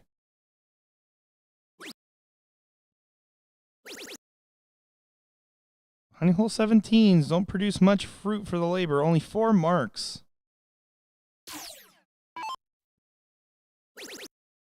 I see Mia in the YouTube comments. Hey, Mia, how you doing? Thanks for watching.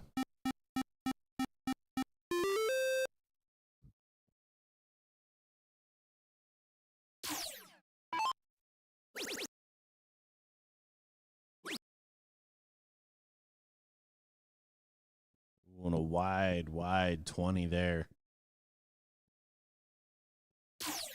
So steady darts from Dylan. Does snag the 18. Checking out where he is score-wise. Chooses the 20. Ram really not doing a lot consistent here to inspire much a fear from Dylan.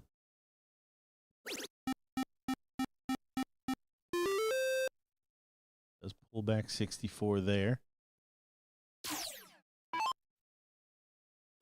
And Mooney asking where Dylan's from. I believe over in that Wisconsin area. And look at that. There's a 9er. Pile and a half of marks for Dylan. Now that's a mathing system I've forgotten about. When you explode the pile and a half, I always have trouble. Pile of marks is 6. Pile and a half is 9. And a half is 3. Yes. But 3 singles is also an Amish triple. An Amish triple. That I had not heard. That one came up from Will and a few others one night on a live stream, the Amish triple. The chat got us all going on alternative names for segments. I think the inspiration was we were making fun of the fact that Jen Mounts called a bagel a flatline. I said, I've never heard it called a flatline. And we had some back and forth there in the live stream. Yeah, I'm a window walk. Definitely heard flatline. So it was a 555, 2020, 111. Is that an Amish 1080? You're getting it. Okay. You're picking up real quick. Yeah. Here we go. One apiece in this matchup with Ram getting the start in leg number 3 coming up here. Getting to play Austin Brazwell. That seat match will sit for a little bit as that loser's bracket is catching up here. And we will go and get the remainder of the third place match and the finals of level 2. So just a reminder, currently the 4th place match for level 2 of Josh Gadley and Paul Merton. Currently 1-1.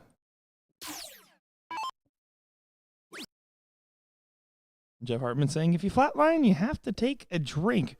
See, mine was always if you scored under 10 in 01 on a non-setup turn. Not you're shooting at the double and hit 10, but on the scoring phase, you hit under a 10, you're buying around drinks.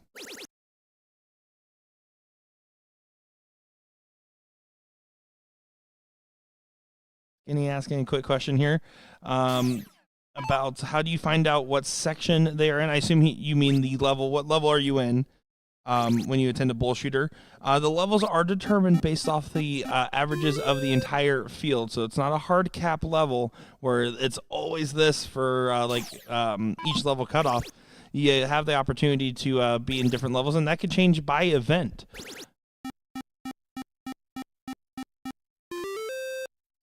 Strong cricket leg here. Maybe less than 6 rounds.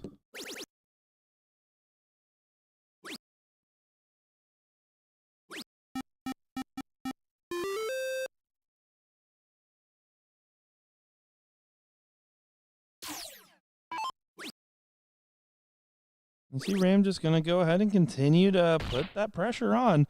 Very convincing leg. Dylan's just going to have to write this one off. I solid performance in leg 1 and 2.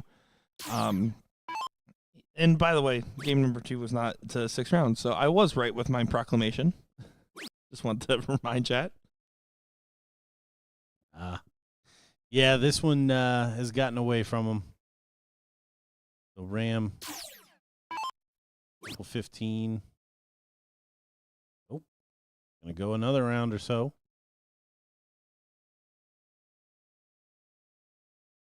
Dylan can push it even further. Pulling up the 15.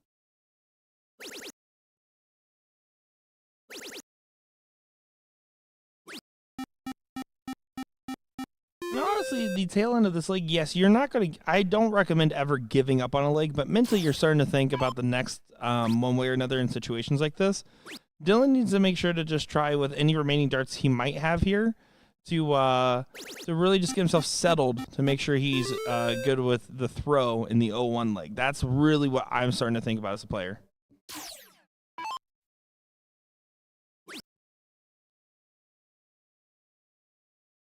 You can see right there the frustrations and the head shake. That's what you're trying to avoid. You know that this legs position, and just kind of laugh it off. The best the best moments in dart leagues for losing players are typically in garbage time anyways. Hit a big shot or don't. But just know you'll have to start again and to not worry about too much.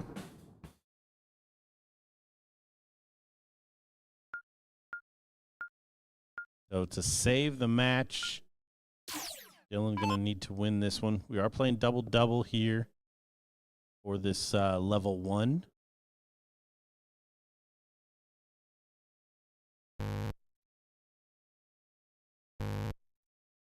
And again, shake of the head does not get in. Relinquishes the throw to Ram,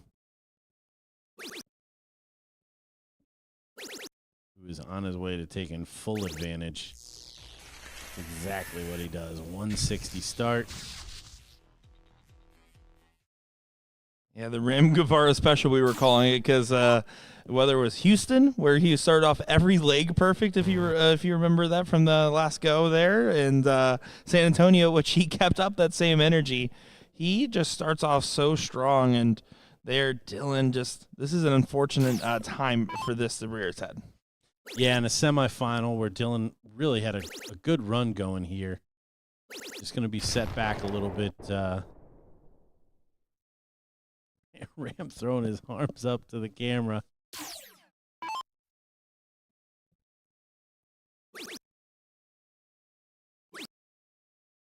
And that was a big old kick of the camera. Welcome to Friday Night Singles here. Big shout out to our invitational players for not having any kicks of the camera. That should be worth noting, too. That being said, I'm sure it was Kevin and Luke. He's still in the hall. He shouldn't be.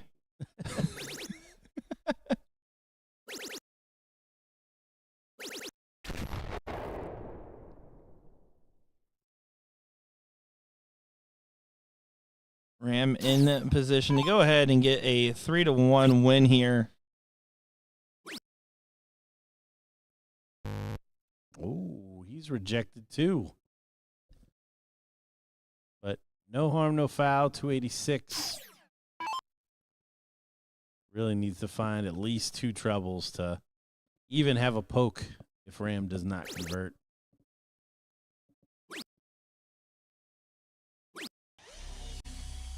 You expect Ram to convert. Expect Ram to convert. To get the win and move on to the seat match here against Austin Brazwell. Double top is needed. Over to the double 10, which has been treating him better, admittedly. And there you go. Absolutely takes care of it there. And Dylan, unfortunate that he doesn't get the results. But see, I love that, though. All laughs, all smiles after the loss. You just take it on the chin, say thanks for coming, and you'll get a reset here. As coming up next will be the 3rd place match of Paul Martin and Aaron Gibney that we'll see. And then we'll go right into the final where either Paul or Aaron will take on Ben Lavelli. And then we'll circle back for this seat match here on the other side of the bracket for level 1. Austin Brazwell, Ram Gavara. Don't go far, folks.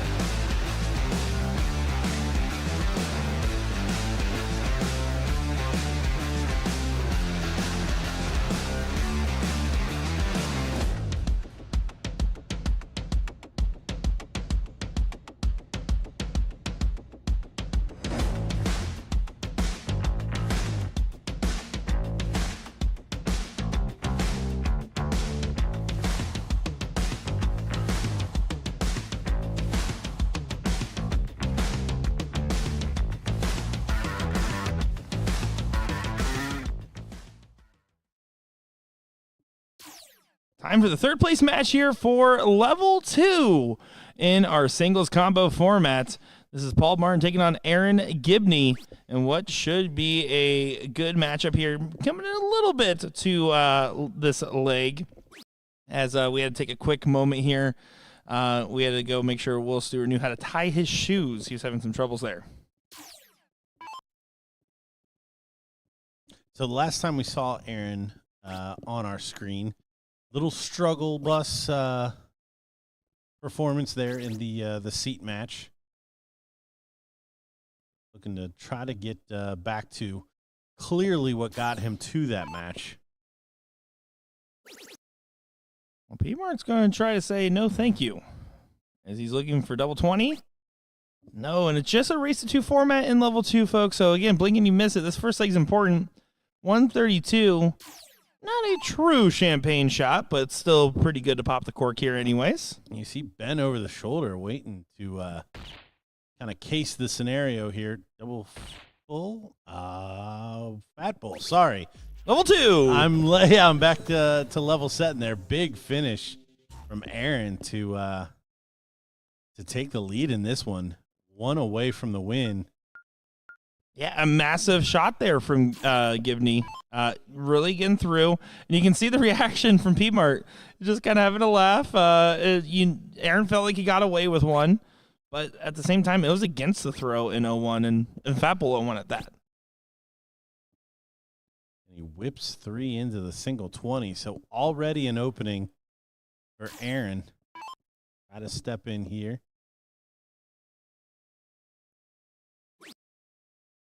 Got to take this one 2-0 to get back to Ben in the final. Again, the leveling system here, a little different than some of our other fields. So the expectations you should have is somewhere between a mid-3 to a low-4 for total average, right? Of course, these players will play higher at times, and there will be times where they play lower. But that also means if you're hanging around that 4 range, you're going to be focused on getting that consistency and not doing too many hero shots, focusing on getting what you need first before going for the extracurricular.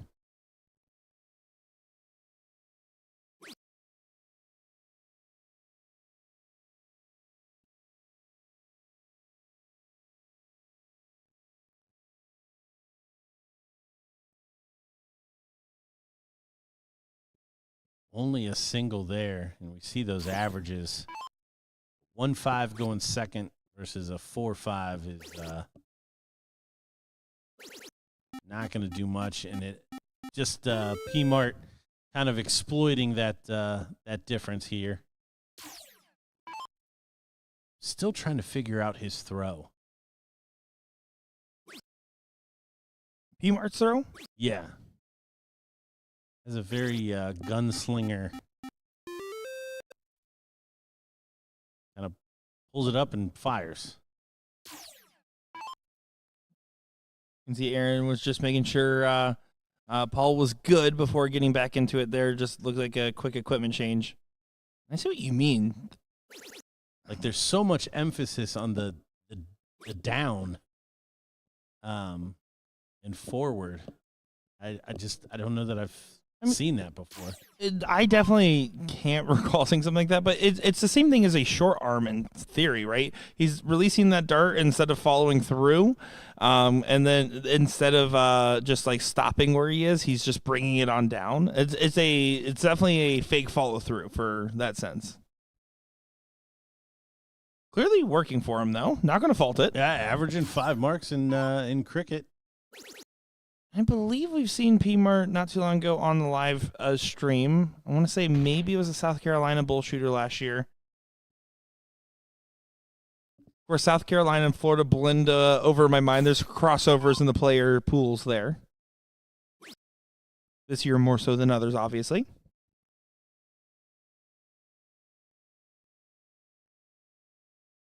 So we'll be going to a last leg decider to see who goes to that final against Ben.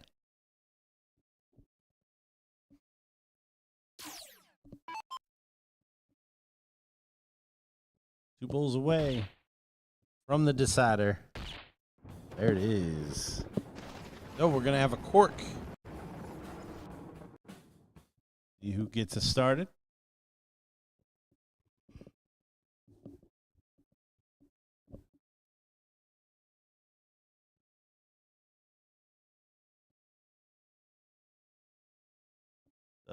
Bull Light from Aaron there. P. Martle chomping at the bit as he does beat that one. So he will get the start in this deciding leg. Play Open Bull. 501 double.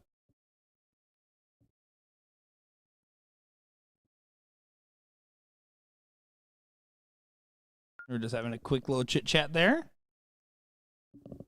And now they're going to be getting into the mix again. Open end, double out, Fat Bull 501. 2 bulls around gets the money. Especially, again, if we're talking typical MPR ranges around a mid 3 to a low 4, 2 bulls is the difference maker. Yes, hat tricks and 10 darters are great. And yes, they do happen at this level.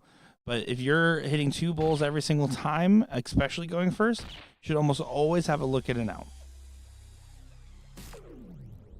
That's the plan. That is. Now, will they follow it? Well, having a plan, half the battle. That execution half that can get away from you. We saw a great 132 finish from Aaron in the first leg. We know he's capable. Susan Holler cheering on P. Mart. So Paul must be local then to Florida, and I'm just blanking out. I know I've commentated him before, especially because of the P. Mart nickname. I can tell you, if you talk to Will Stewart as much as I do, you'd have trouble remembering things because it just melts your brain. All mush in here. Going hard on the guy leaving soon. That's why he has his headphones in. I can do it right now. Don't tell him.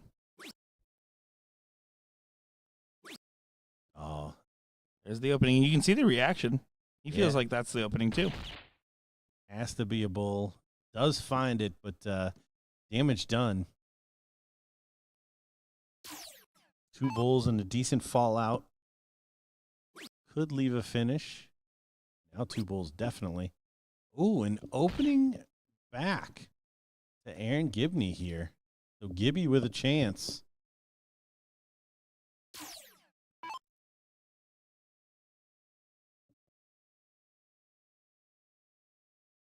First hat trick would be handy here. Not going to happen.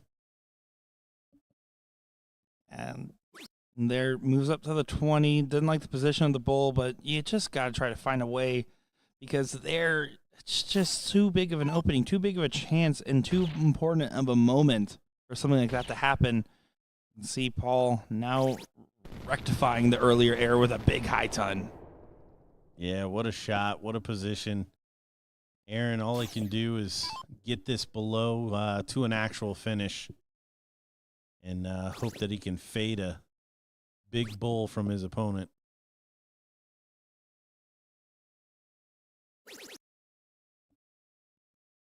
Yeah, just hate the board management here. I mean, he's probably not coming back, but even if he does, he doesn't have a shot at this point. There it is, P-Mart taking him down, going back to the final, or I'm sorry, making it to the final, overcoming Gibby there. Ben Lavelli waiting for him. Again, blink and you'll miss it. These are 2 out of 3 to get back to it. There's Ben. He was not waiting very long. Oh, he was casing the place. Yeah, he was absolutely doing it, and he wants to do what he just did to Paul in the top 4. A 2-0 is what he has in mind here. Assume they're going to take a quick moment here. Paul going to get reset before going into this last match. But I mean, Ben's logging into the board. That is a professional that has somewhere to be. He says the pool closes at 11. It's 10:44, and I'm going to the pool.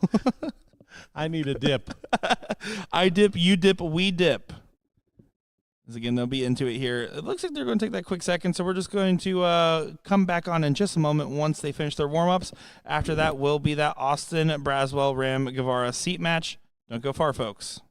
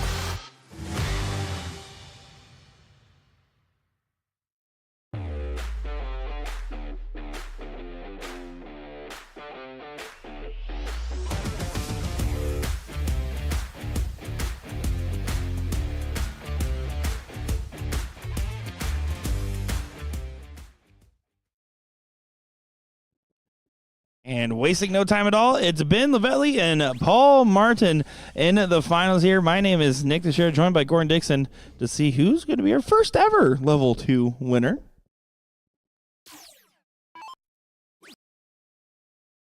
Gordon, what are you thinking about this one?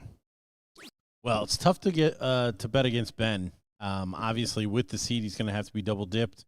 I thought the level of play from Ben against Paul was just a half a click better than what we saw at a P-Mart, but he's going to make a good account of himself, clearly. Yeah, of course. It's the finals. You have to, but you're right. Ben did get 2-0 over Paul earlier, and we saw Ben do a great performance against Aaron. But, I mean, again, Ben was casing the joint, as you put it.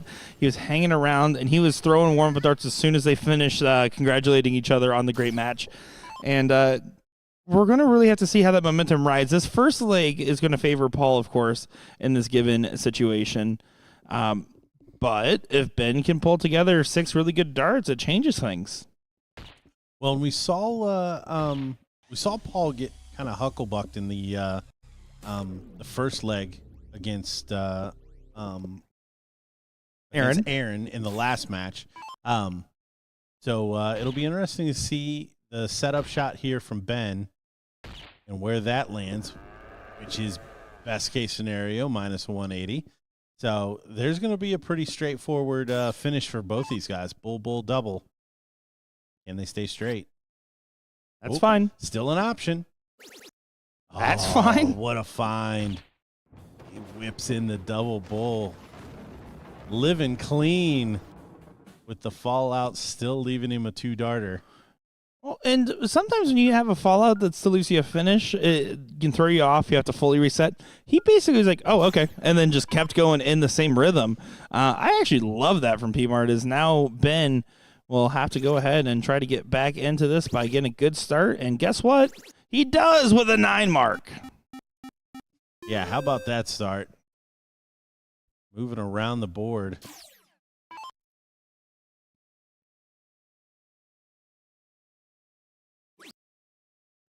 You are not happy with that visit. You can see the shake of the head, and he says, wow, as he knows, okay, well, opponent started with a 9. I started with a 1. Thanks for coming. Let's go to game 3. Yeah. Well, maybe not. Uh-oh. Well, job done. Keeps him clearly at arm's length here, even with a 9-mark return.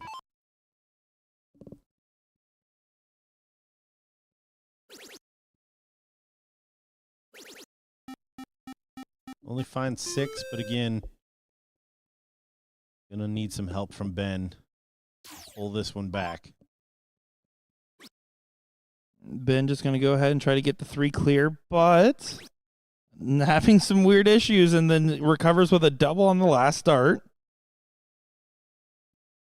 Yeah, we saw Ben kind of take the foot off the pedal in the cricket against Aaron earlier as well. So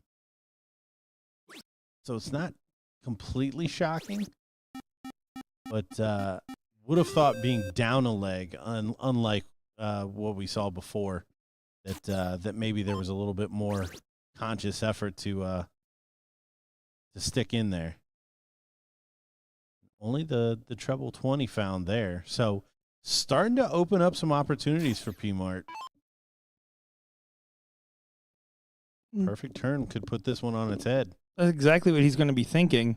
You can see a little bit of a hesitation after that first start was thrown. He had that extra pause because he knew that, right? He knew, okay, trip 18 gives me the shot for the go-ahead. Doesn't grab it, and then you saw the big head shake after dart 2.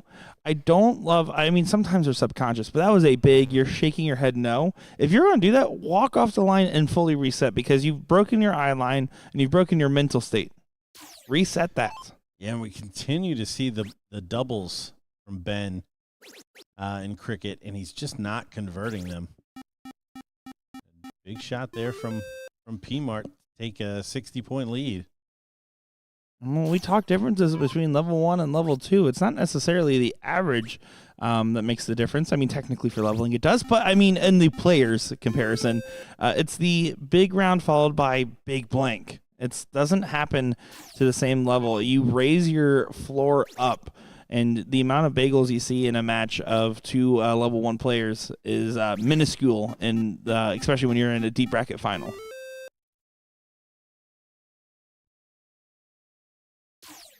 Yeah, lead cut to 56. So see a couple of treble 20s go in there. Still staying on that double, but at least misses inside this time.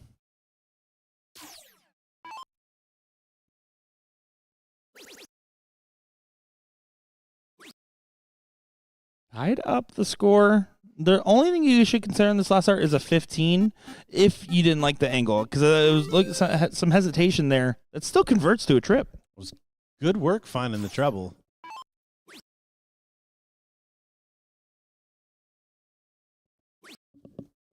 And a little loose. He's okay with a point deficit. Down a leg. Don't love it. We'll see if P-Mart can convert. Big moment. First.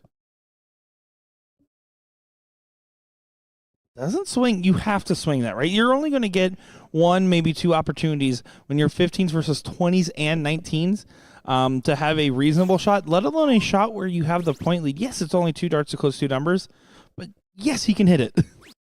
Yeah, really. Yeah, you got to take your chances there. I mean, you're already up a leg. That's basically, I mean, without being a game shot, basically a game shot. You need to double dip.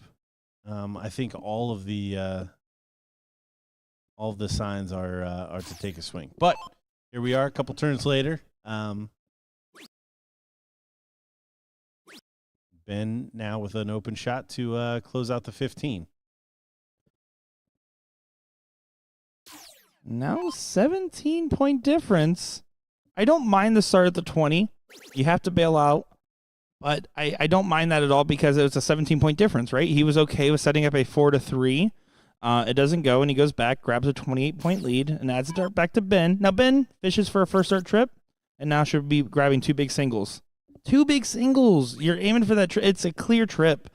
You have to dial it in, especially in this type of position. And Once again, this is board management. This is kind of what separates those levels. We were talking about it, even beyond average. Obviously, that plays a factor. And P-Mart looking for a big stick here. oh, this is the shot.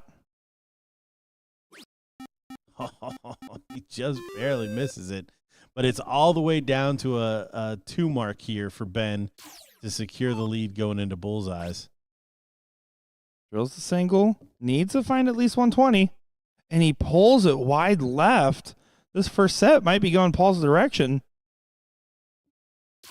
Big single 20. Double bull, single bull. Double bull for the set. There it is. What a shot. Just absolutely abysmal board management from Ben there with the start. P-Mart doing good things to pull it out.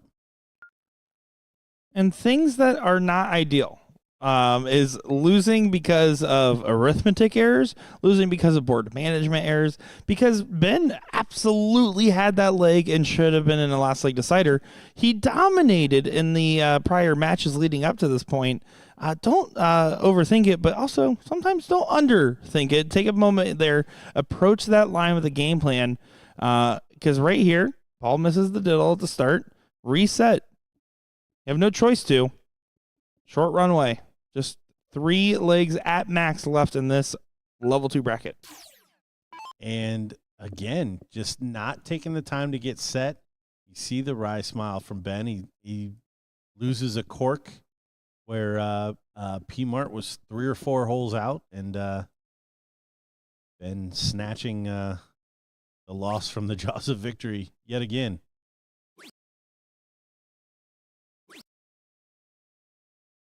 P-Mart opens up with 0 bulls found. Ben, forget about that last set. Play your game. Like good friend Kevin Luke says, there's nothing you can do to change the game that's already over. Probably in very different wording. Wise beyond his years.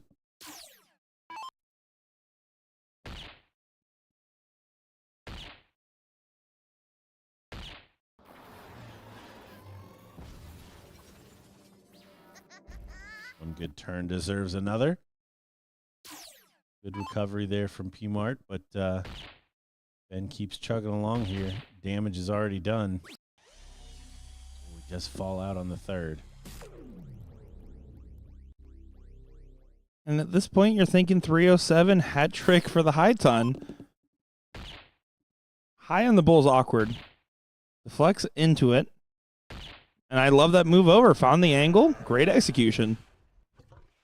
Covering well after that opening shot. He's a finish. Can Ben follow with another hat trick himself? He cannot, just barely going low on that last dart. 142. Pretty much the same difficulty of 157. Bull trip 19.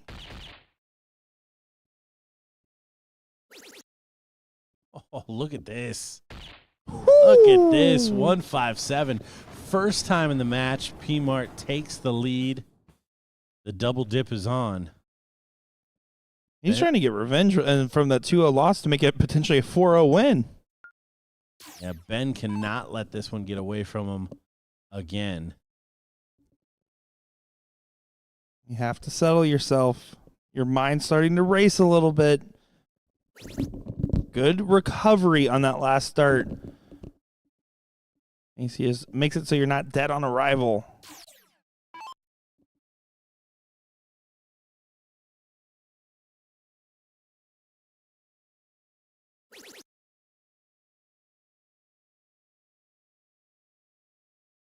And only 3. So it looks like Ben got away with a little one here.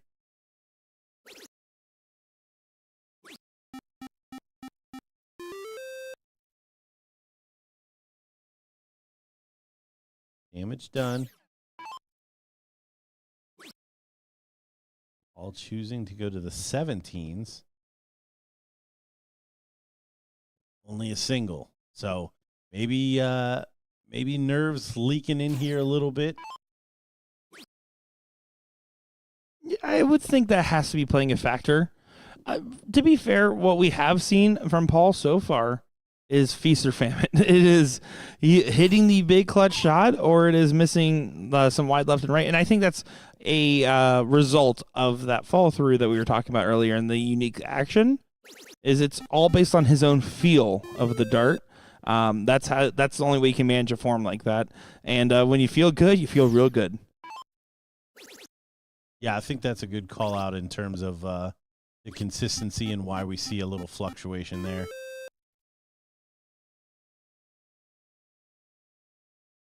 Ben, for me, again, it's just board management and knowing when to take an extra couple of seconds. The action seems to be pretty clean.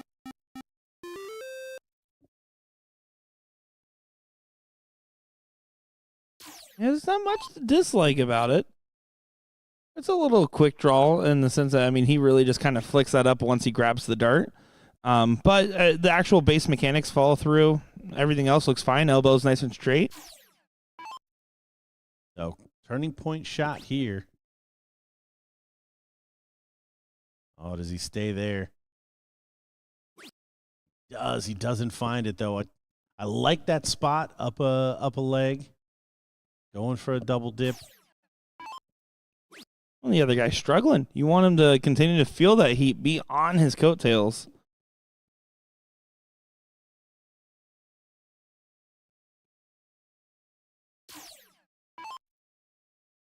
Only a 17-point lead.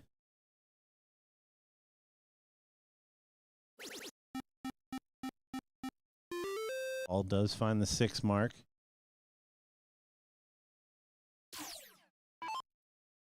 Both these guys just a couple of big shots away from really converting this one. And Ben is playing on the edge. I dislike that shot. You just said, okay, here's a 3 mark for you. 2 big 20s. Big old single. Does get it. That was a handed opportunity. And now Ben over here has to get a lot harder of a shot. He's down to 39 points. So he needs to go trip 15, double 16 now.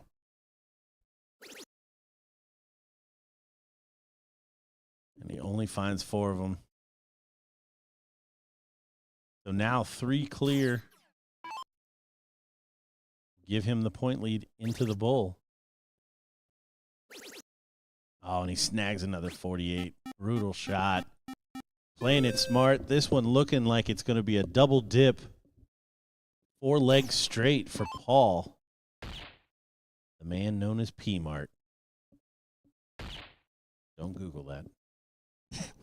It's a family business.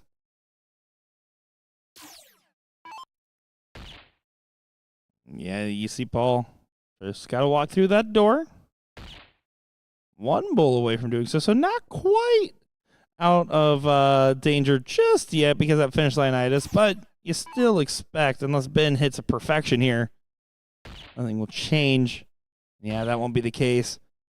Ben's going to feel frustrated in this results. Yeah, roll of the eyes. Knows he let this one get away from him. But there it is, your winner with the double dip. P-Mart taking home level 2 title. Those two seem to be pretty familiar with one another. Yeah, they absolutely are giving off that energy there. As now coming up is going to be Austin Brazwell and Ram Gavara, and what should be a great matchup for the seat. After that match, we'll go into 3rd place and finals of your level 1 bracket. Nick Teixeira joined by Gordon Dixon and Will Stewart. We'll be back in just a moment's time to continue our coverage here of the BullShooter Regional here in Orlando, Florida at the Hilton Orlando.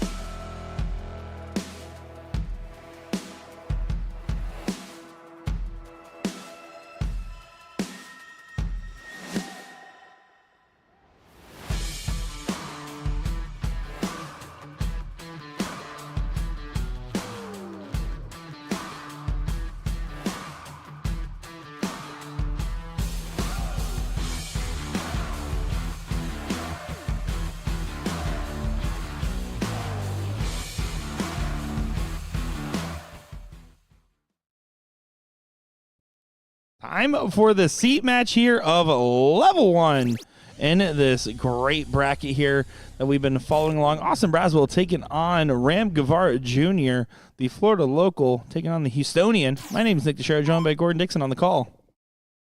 Yeah, excited to get this one underway. Austin playing extremely well, taking out some good names on his run to this one. Wanting to add Ram to the list. And this, I can tell you without a shadow of a doubt in my mind, getting the seat here and getting the win in this final, not that he's thinking that far ahead, but how much that would mean to a player like him to be on the come up here. It's going to be a big point of focus for him. Of course, the key is to not think about that, as Ram is in position to break on a potential 12-darter. Good recovery here from Brazwell. Will be putting himself at least in position to answer if the 164 doesn't go. Yeah, and able to hit the board moving like that is incredible. Oh, it's not going to go. So Austin will get a shot at 62. Just a couple other updates. Mike Maloney is out. Elliott Milk putting him out in the 5th, 6th match there in the loser side. Elliott facing off against Dylan Stanky in the 4th place match. Dylan dispatching Mike Carter at that same level with the 5th, 6th. So loser here will play the winner of that. And that's kind of the path for the evening. And another muffed finish from Austin leaves the door open for Ram to take that one going second. Now, we didn't see this affect him the last time. He played a really solid cricket leg after. Yeah, he very much showed that he was not happy with how that last dart went. But he's just going to have to rebound pretty quickly here. Does find 4. The reason we always say that 5 target line, again, if you hit a 5, Ram has to hit a 9. Ram could take a shot. He decides to stay. I don't like it with all the traffic on the triple there, but I understand the shot and don't really have a problem otherwise. Yeah, I always say I'll do some really silly things to take that 20 away from somebody early in a leg. Austin confusing himself on that 3rd dart. He's playing mind games with his opponent and himself. That's double the mind games. It's a lot of mind games. See how conservative or aggressive Austin plays this position. Knowing Ram, I want to be aggressive on the 17 shot. He loves 1917s. Very comfortable spot on the board for him. Yes, that wasn't as big of a turn as Austin would have wanted, but I think that was the right shot in that moment.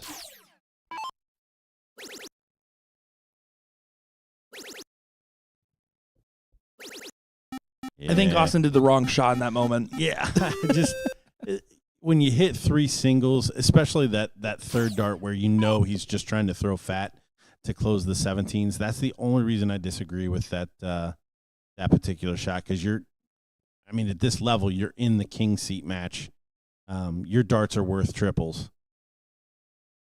And early in this leg, you basically gave one of them away for a single. Yeah, this is a great position now for a 2-0 jump. And a leg that Austin had some control. Again, jokes aside, do you think that 317 shot was fine? Ram hit the 9. That's what you're challenging in that moment. But the problem is Austin didn't follow up after playing the aggressive shot. If you're going to do that, you have to know the backup pocket. What's in that pocket in your bag of tricks? So good 4 mark on the bull.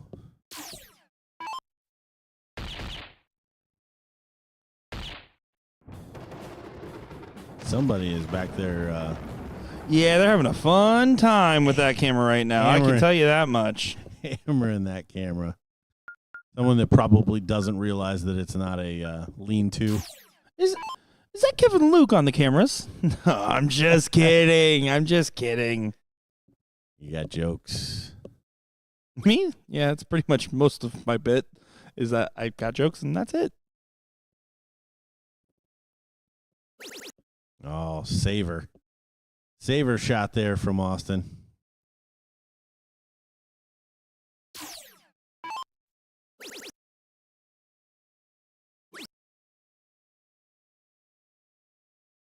You see some comments and questions about the last match there, the level 2 finals. That was a Fat Bull double out format. If it does not specify true double out, then that means that you can use the bull as well. So everything is fine and dandy. The true double out means that if you're playing Fat Bull, you can't actually use the bull to finish.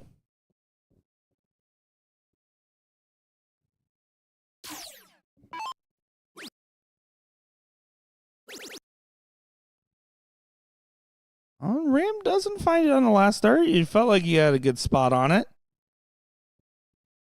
Yeah, Ram definitely going to be a little frustrated with that one, but a 2-0 lead in the king seat match. There's worse positions to miss a triple.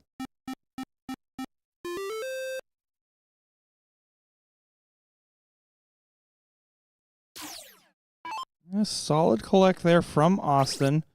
Ram's going to try to force an opportunity. 9 mark was needed. 9 mark is not found. Low on the 20 wire there, but 9-point advantage. Has a markup on the 20, and he's up 2-0 in this matchup. Frankly, he can lose his leg, and he'll be happy with the start in 0-1. He's going to try to do it now. Who would it?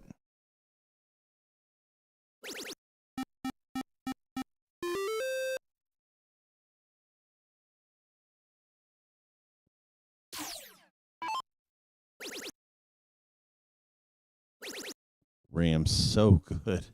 So good at these 9 marks. Turns it into an 8, but the effect is just the same. Point lead, and Austin needs to find a new playground. You going to return the favor?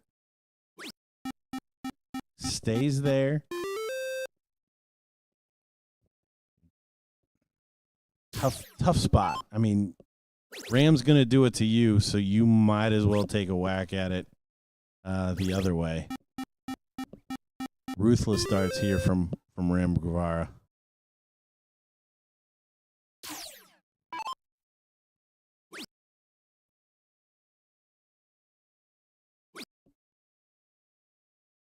Austin getting super frustrated now. 2 laying on the wire. And this is a real first time since yesterday and today that we've seen Austin on the stream get to this point of frustration. He's been playing very solid. He's been collecting really well, and he's been controlling more legs than he's not been. That hasn't been the case here, and it's going Ram's way right now. Ram even getting a little crazy, a little thermonuclear, starting to grab extra segments. Playing with his deficit a little bit. Much like me with the debt collectors.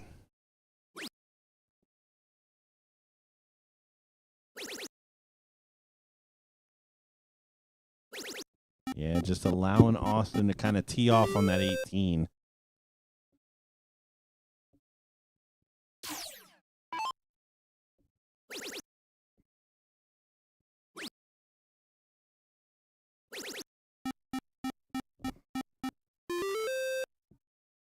Playing a little dangerous, forcing himself to hit triples. Letting Austin live on that 18.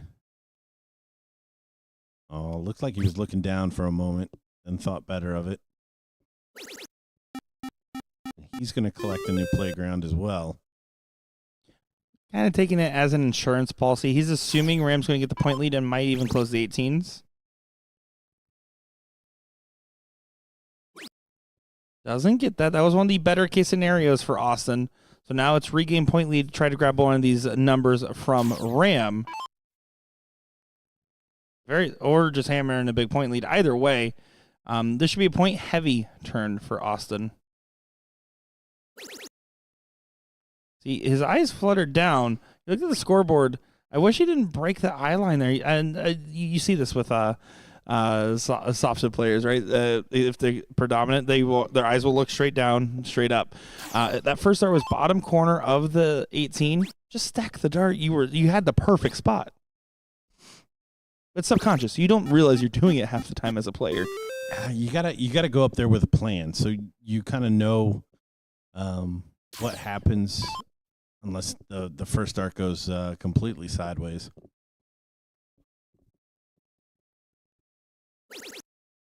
It's around the brutal blocker. Yeah, that's a really good dart. Find the treble 15. Can't do it twice though.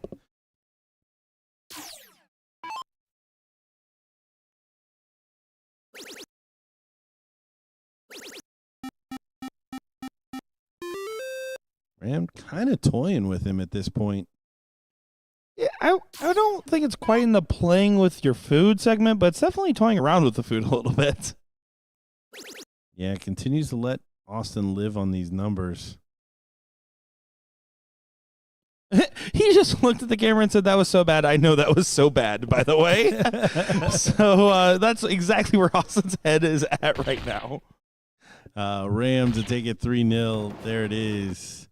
He throws his hands up. And Austin just, taking the accountability, saying, "I did not give you a good one there." And just kind of smiling and laughing it off here. Right now, Dylan Stanky, Elliot Melk 1-1 in their last leg decider. The winner that will go to play Austin Brazwell here on the stream board. We'll be back in just a moment to get third place match here of the Florida regional tournament, level 1 singles. Got all the right words. Wrong order. A lot of stutter. See you in a moment.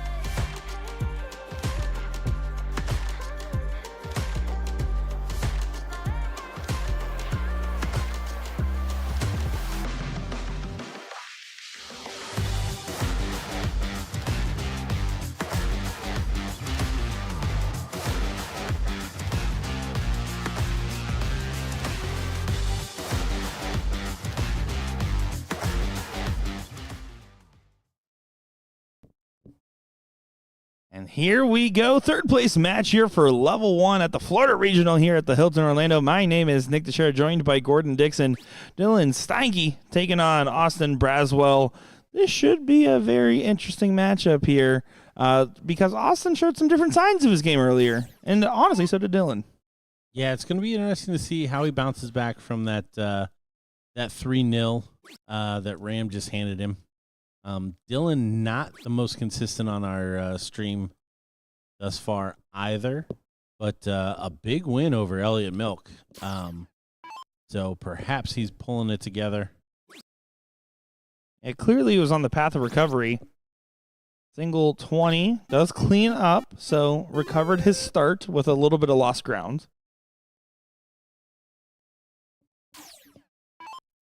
Austin, you're going to go ahead and get the 18s going. Boogie Brazwell finds a 7.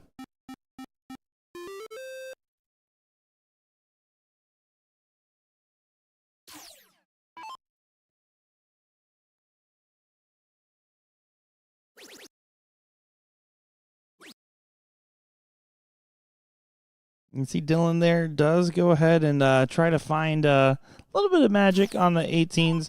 Doesn't go. It's an aggressive play. I want Austin to say for another. If he finds a trip, you can take the go-ahead. Here it comes. No. Ugh. I mean, you can't fault it if it's a 9, right? It's a 9 pointing. Yeah, but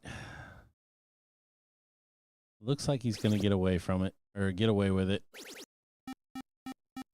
Got a clean shot now if he wants to take it on the 19, then grab some 18s or slide over to the 17. So definitely gave him options.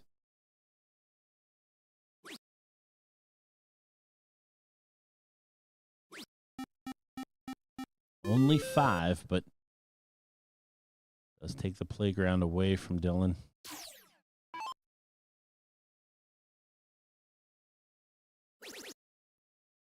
That's important to note, right? When we talk about board management, we talk about shot selections.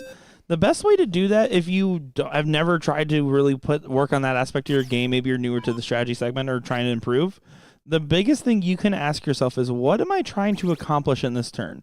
What is the ideal shot? This is the shot I'm going to do, and this is what happens if I miss. Have that full game plan. But again, ask yourself, what is the goal?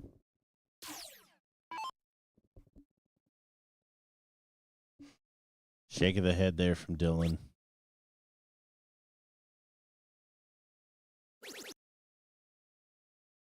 Finds the treble.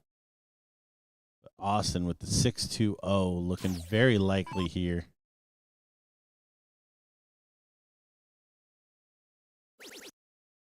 Definitely plays a conservative game. Not messing around with the 16s just yet.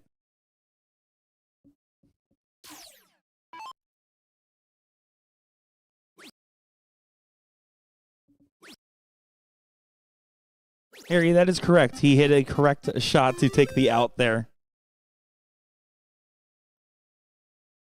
You were allowed to fat bull out in that format, Harry. That is level 2. The different format than we're following along here.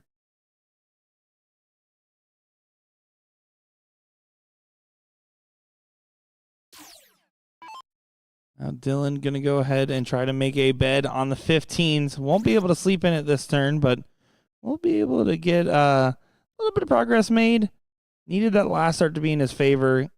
Not going to dissuade Austin at all from just going right at this and playing aggressive on the close. Good first start. 3 bulls will take us to the next leg. And for as good as Austin's triples, especially on the 20, have been, because we saw it in the Invitational, his bulls have been a little lackluster. I mean, that's how we lost a leg earlier, was missing these clear attempts at the bull. Still recovers with a double in this instance, but it is a thing of note, given his game and performance right now. Yeah, I believe that left the door open for Mike Maloney to come back in.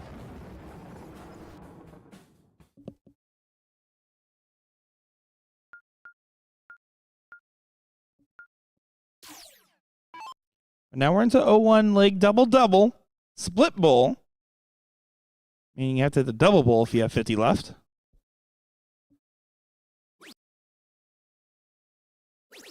Dylan doesn't find a good recovery, but your goal is somewhere between that 80 to 100 range, right? You want a good double and a good triple. Doesn't find the good triple, but does the bare minimum with going first. Austin going to try to punish, but now just needs to do the bare minimum of getting in, and he does so.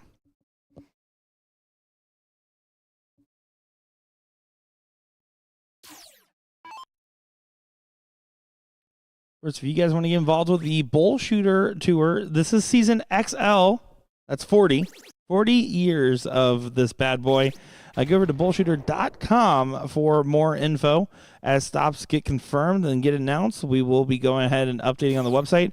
And of course, follow us here on Facebook, BullShooter World Tour, where you'll also get all those updates. Of course, all of our other social media platforms as well, as Austin Brazwell gets a 180 there. Yeah, big shot. Trying to look at a 2-0 lead here. I'm sorry, trying to close this out. This is the losers bracket. Loser takes third match of our level 1. Is best of 3. Another big shot here. Could be looking at a finish.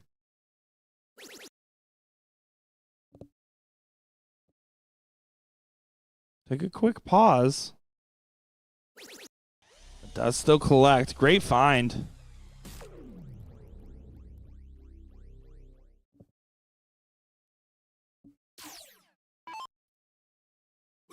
Setup shot for Dylan. Going to be better than 149. How much better? Single triple out. Much better than the 2 triple out Austin's looking at.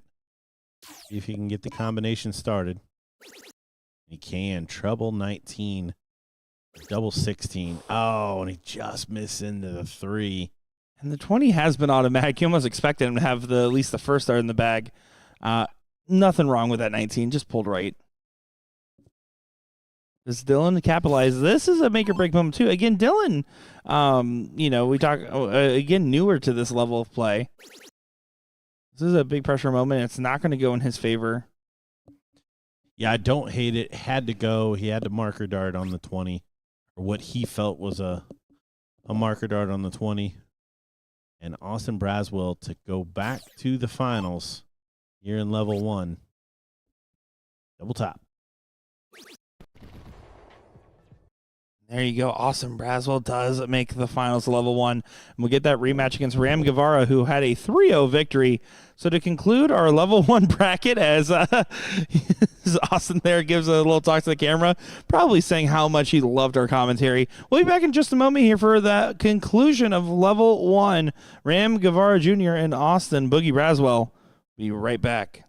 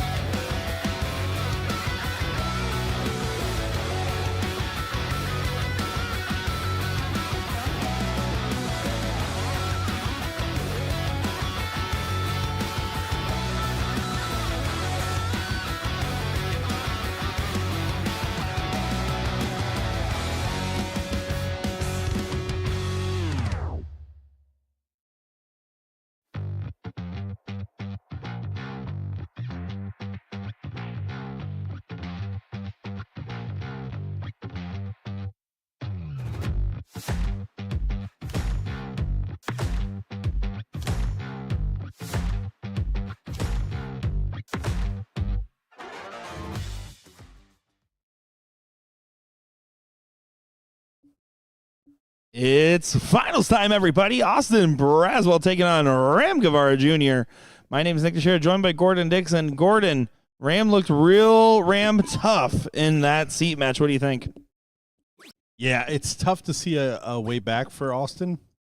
Again, we've got a little bit of a break between the last time Ram played and obviously Austin coming off a 2-0 win over Dylan in the third place match. I can't imagine that it's enough to really throw Ram off his game. But Austin has continued to find that treble 20 consistently. It's just, can he continue to do it with the firepower that Ram's going to bring? It was a 3-0 victory in the King Seat match. Can't see this one. Just given the firepower, can't see this one going to a second set. But hopefully Austin's going to make a liar out of me and perhaps push us all the way to a double dip. Yeah, he has the ability to do so. And again, this would mean much more to Austin to get the win here than it would to Ram, right? Not to discredit one way or another. Ram obviously knows Austin, respects him as an opponent. It's not about that. It's about the fact that this is the Florida Regional. As a Florida player, to win the top-level singles, it means something. No, there's certainly something to that. And especially given kind of the arc that you've touched on with what Austin has done over the last 4 years. I do want to touch on a comment here real quick as this leg continues on with Austin. Great 140. Matt says, do you think that stat-driven levels will actually work? BullShooter events used to be the best of the best, open and pros. Now it seems like a state tournament. Let me tell you this. I've heard a lot of comparisons to state tournaments that have levels. The difference is a state tournament is the final of your respective vendors' leagues, and everything else comes together to play in a state tournament. As Austin Brazwell needs double 18 to get the first leg on the board. So when you play your league, you play your whole in-house or whatever else you play to get to your state tournament. That is the culmination of it all, right? To play in that. These are just the regional base events. You still have your Chicago main events. You still have your BullShooter Invitational. There's other main events for those best of the best. And we want to have an opportunity to expand the total atmosphere of players to give more opportunities for women of every level, for men of every level, and to make a system that's fair, because we realized after a while that the system we had, while we loved, had flaws in it that were not fair to everybody playing in those events. And so, yes, to your question, Matt, I do think it will work, and I think it will give opportunities to see a lot of new faces win in different levels. Back to the match.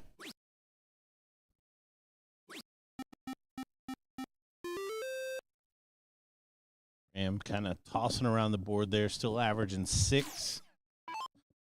5 marks a turn for Austin. And allowing them to live on these numbers. We saw this tactic the last time they played in the cricket legs.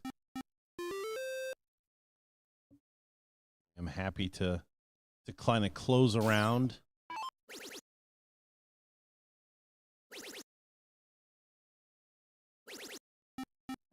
Big shots from Ram. Big darts continue to be found. Having full control. And Austin did get more than he found in the seat match against Ram with that first leg win. Exponentially more. And Gordon, once again, proving that he can say words I can't spell. I don't actually know what that means. You were right, though. I mean, it sounded right. It is right. Oh, that was pretty good. Trip 15 for another 9er from Ram Gavara Jr. So Austin with a very respectable 5-6-7 is kind of taken out here in this this leg of cricket. This is round 5 coming up here. Yeah, this is just a tidy, clean, and clinical performance from Ram Gavara in the second leg to get this W. And here's the thing. We talk about going first advantage. I don't like Ram going second at cricket a lot of the times. I know it sounds crazy to say, but he's just really comfortable on those 19s and 17s. Austin trying to put max pressure.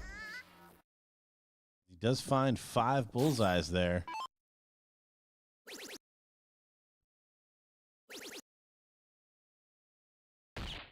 Ram cleans it up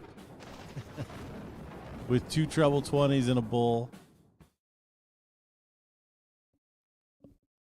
Yeah, just great performance from Ram. 9 mark, marked up the bull, and then went back for a trip to find the last bull needed. 1-1.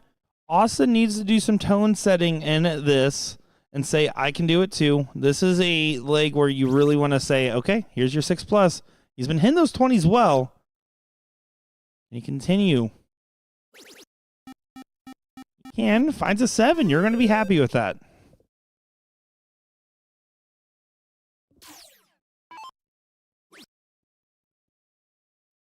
Yeah, and a big open may force a little bit different strategy out of Ram in this leg of cricket.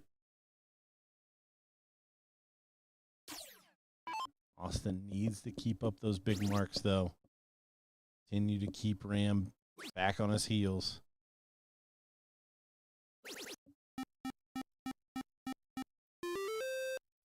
And I like the conservative play here from him. Yeah, you don't want to draw it out too much because we know Ram's high gear can be there for a long time, but they're wide open turn from Ram, and now Austin can just do whatever he wants with the turn. 2 single 19s, run along the bottom of the board. Yeah, what an opportunity to go 1 away from the first set here.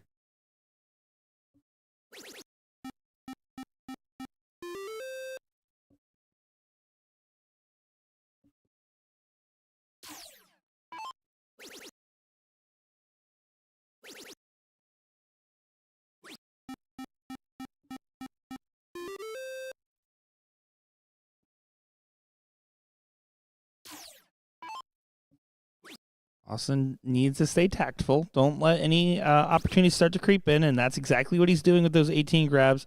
90-point advantage.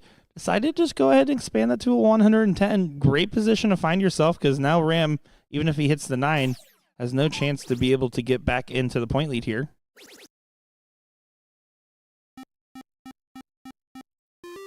Yeah, you see him talking to himself a little bit.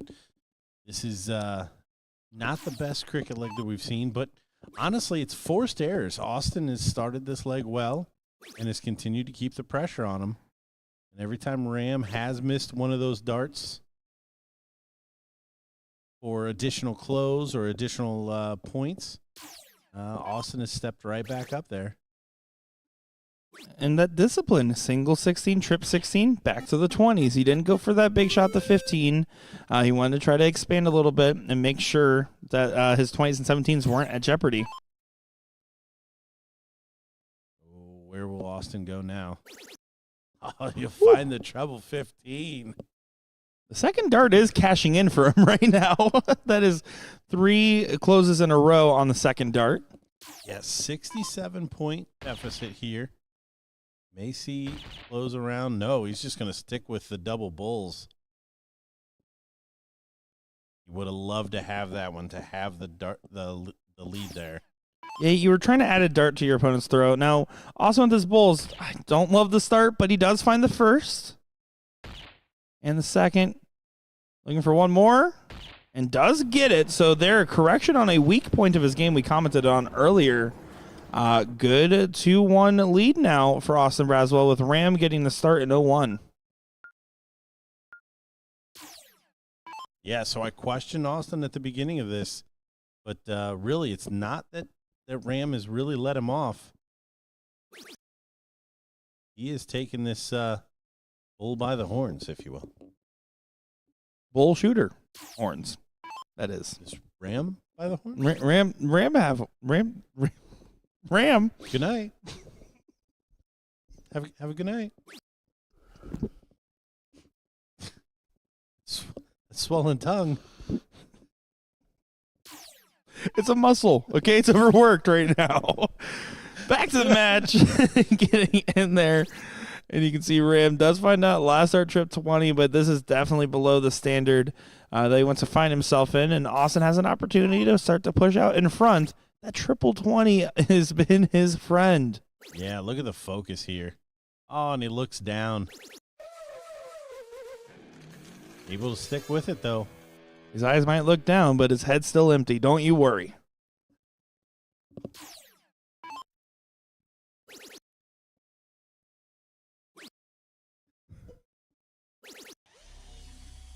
More words from Nick. I got more if you want. Austin with a setup shot here. 221. Back-to-back 180s. On the cards. Look at that. Looking to take this first set. I said I would happily eat my words. Because this is not any signs of what we saw in that third place or that seat match. Not at all. And this is the type of turnaround you need. Now, will he have a little bit of the Caitlin Myers effect, right? Where we saw that very good first set against Paula and then a much more nervy, tight set where Paula ended up getting the win 5-3. That's going to be the question. Oh, unlucky. One more. Oh, and he leaves it open. Now this would be brutal. 160, trip 20, double top. Shot is on. Oh, no more. So, Austin Brazwell stepping up here. Take the first set. Send this one to a decider. I knew it was going to happen. The whole time. And I can speak very well. They're not going to waste any time. They're going to get right into the diddle here, going in to the deciding set to be a level 1 champion, top level here at Orlando, Florida, the first regional stop of the 40th tour here at the Hilton Orlando, which we haven't really talked about it much. We did a great hotel that we're staying at here with the wonderful lazy river and water park and great accommodations. Very thankful for them letting us be here at their venue. Swap teams as Ram gets us started. Players exchange niceties. Ram with the starts. Little trouble last time in second dart here. We know this man can hit triple 20s. Can he get away first dart and put some real pressure on this Ram start? It looked a bit unlucky to me. Does find it with the third, and was it giant from Ram to begin with? He's done a good job on that third dart to find the double 16 on the switch. It's happened a couple times now for him. It's needed, right? You're basically chalk right now, and it's triple 20's Austin's strong suit, and Ram falling off a cliff a little bit, especially compared to where we would expect him to be right now. Yeah, Austin gonna feel this too. Again, he has been hitting that treble 20 with a lot of regularity. On the bottom side, good position. Loves it. Finds a 140. Continues to do so. Ram needs a 140 or a 180 just to keep Austin at arm's length. And look at him burying it. Well, he's a good listener. Ram is. He really is. He really is. Of course, Austin going to have to try to keep up with the same pursuit. Floats that first start, needs to reset. Finds right back to home. Yeah, disappointing first. Didn't really leave him any options to get to that finish first. So Ram going to have 6 starts from 198. Coming off a 180. I don't imagine he's going to continue. Keep the pressure on here. Should be 54 for 24. And there it is. So we saw back-to-back 9 marks in the cricket leg. for Ram. We saw back-to-back 180s for Austin. And here we have back-to-back 3 triple turns for Ram in the first leg here in the second set. After his first 2 turns were downright disappointing, right? I mean, barely just does the bare minimum on the end and then hits a last start saving on the trip 19. Now is in a position here to take this first leg and does do so. Ram Gavara back in the lead in this matchup.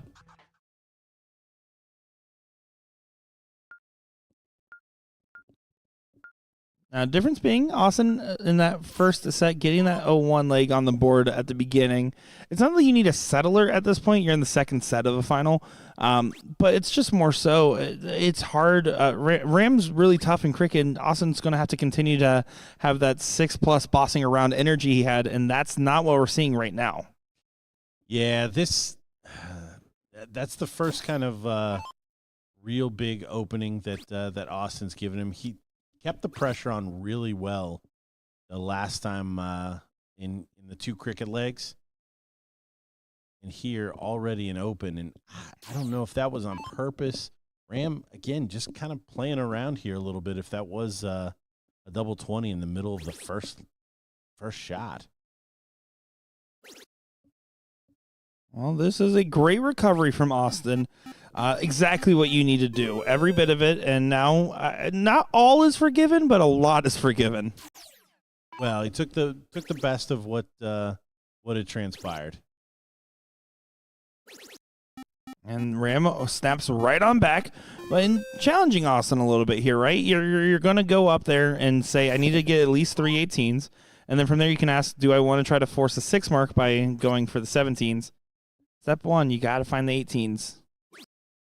Now you're going to be stuck there for all 3. Good find on the last, but now Ram has an opportunity to take control of the leg.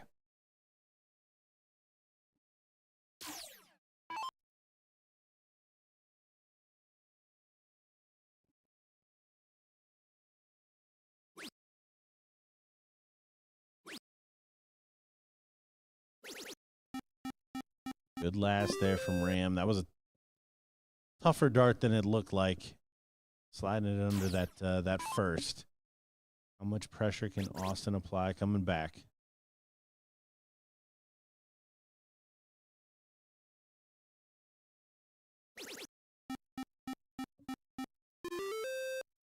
It's a solid visit, finding 6.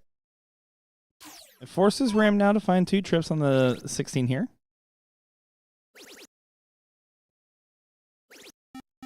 He stays for a 3 in the bed. Love the shot from Ram, but you can see the average starting to climb back on up.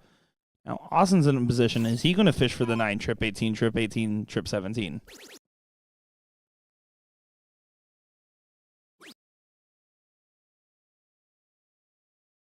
Oh, he wanted that one. He finds 2 trebles. That was an important dart. It goes anywhere else, and this is a much easier shot for Ram, but now forced to find 2 trebles. Did I say hard shot? Oh, he missed 18. You were right. I was exactly what I was about to say. This is a battle. This is a defining battle as well in this matchup, in this leg.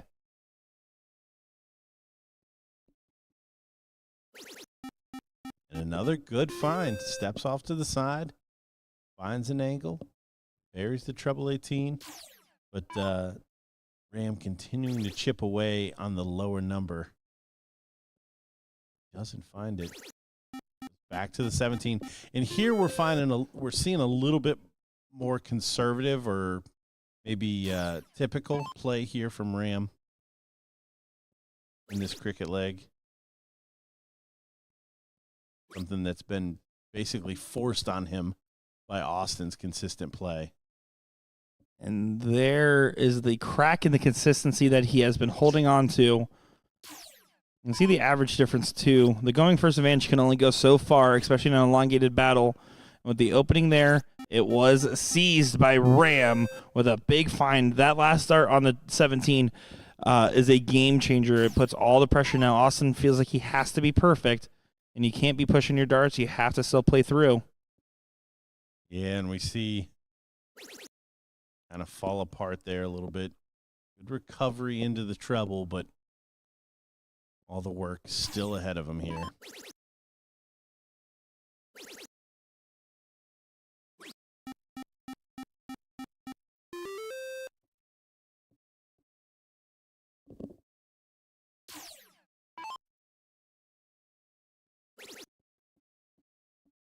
Austin fights and fights.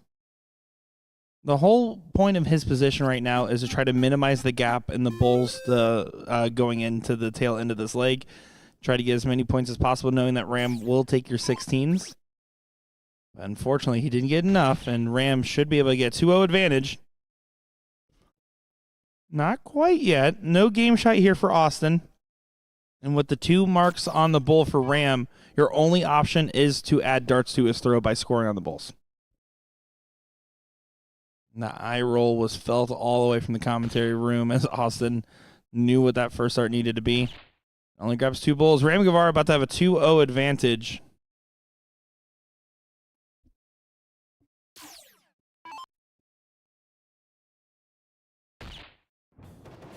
There it is. And for folks wondering about levels 3 and 4, once this match concludes, that will end our main coverage here on Facebook and YouTube, but we'll drop the Twitch in the chat there. There'll be no commentary coverage for the remainders of those brackets, and the tournament staff will do their best to feed up those matches to the board to try to get some of those positional and final matches for levels 3 and 4. Link will be in the chat right here, twitch.tv/arachnid360 for no commentary coverage. Twitch.tv/BullShooter World Tour for no commentary coverage of the remaining levels here.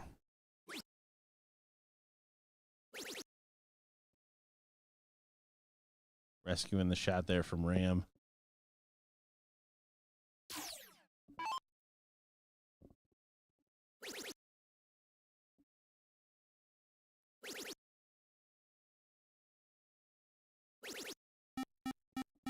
Austin with a 9er.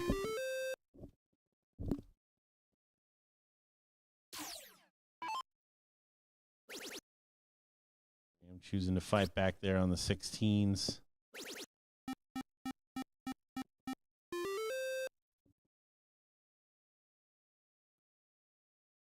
Important shot here.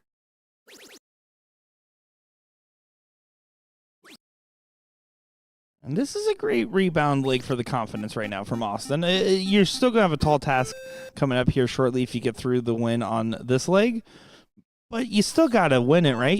And you might as well win it in a convincing manner. He's in a position to do so if he keeps up this same pacing he's on, despite Ram trying to fight with a 6. Yeah, that's the thing. I mean, Ram's comfy. So there's not anything that's going to be too, I don't know, overpowering for him at this point. But you got to just stay steady. Hope that maybe he doesn't get in on this first start, or maybe only gets in on his last.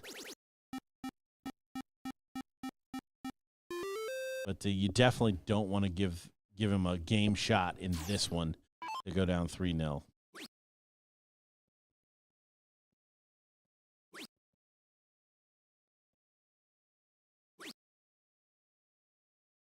Oh.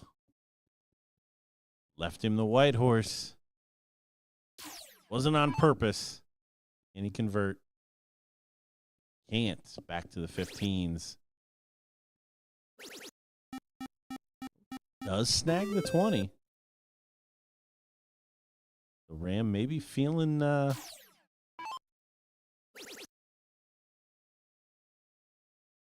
a shot here.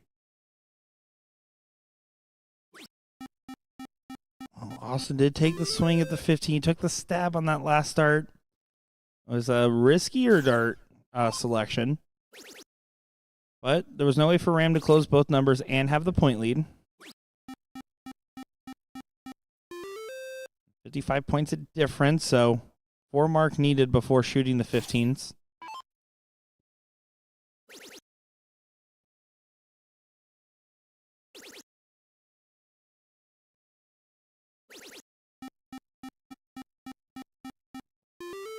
Nice 9 mark again from Austin.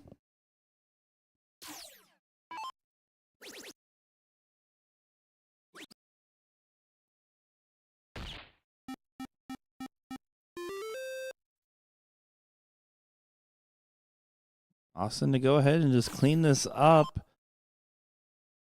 Oh. Grab the 2 big 15s. Grab the double instead. That's the other option. And then tried to pad a little bit on the tail end. At 47-point difference, a single would have added a bull. No game shot available for Ram. Going to be looking for 4 bulls. He chose to try to close on the 17-18 to make it 4-3. The math's fine, but I think I would have probably preferred the state in this given instance. 2 more to take us to another leg. And you see what that means to Austin. That was a really good fight for him. Ram turned it on there, the back end. I mean, a 5-7-7 going first, you're going to feel good about it, right? And again, this means something. It means something more to Austin, and he has to take advantage of something like this right here. You said this was, honestly, this is probably best case scenario. You can never count on Ram to not get in. But what can he do with it? That's a good start. You get a little bit more. He can. Good Shanghai. And just maybe there's a spark of hope starting to build inside the Brazwell.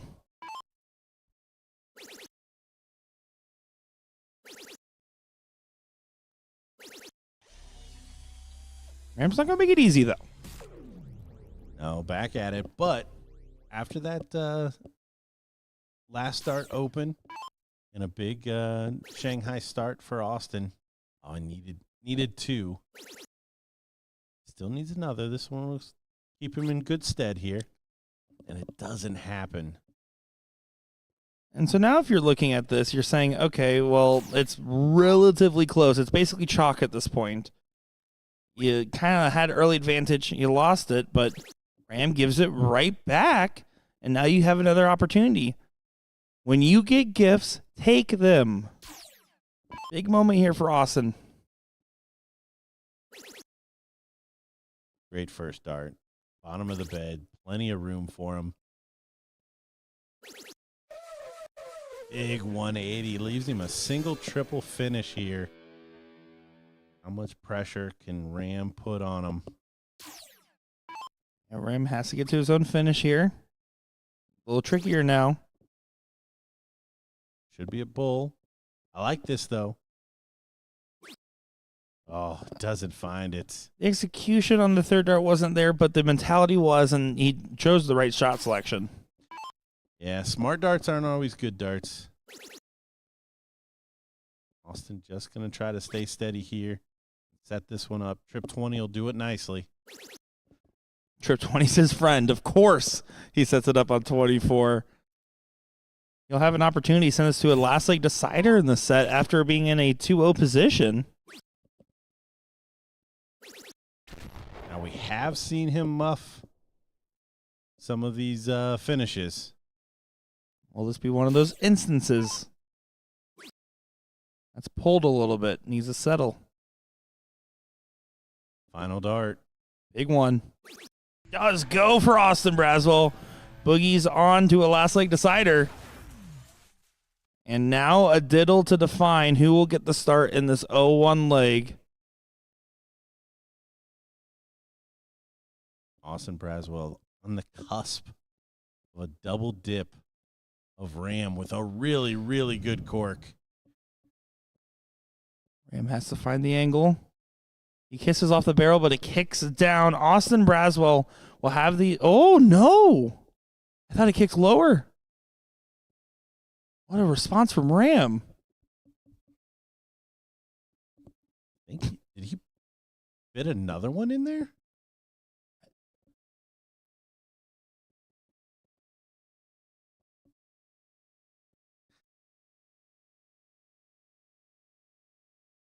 No, he's one hole out. And Austin get above. No, he tried to place it. He had a great first diddle, great response by Ram, and now a troublesome position.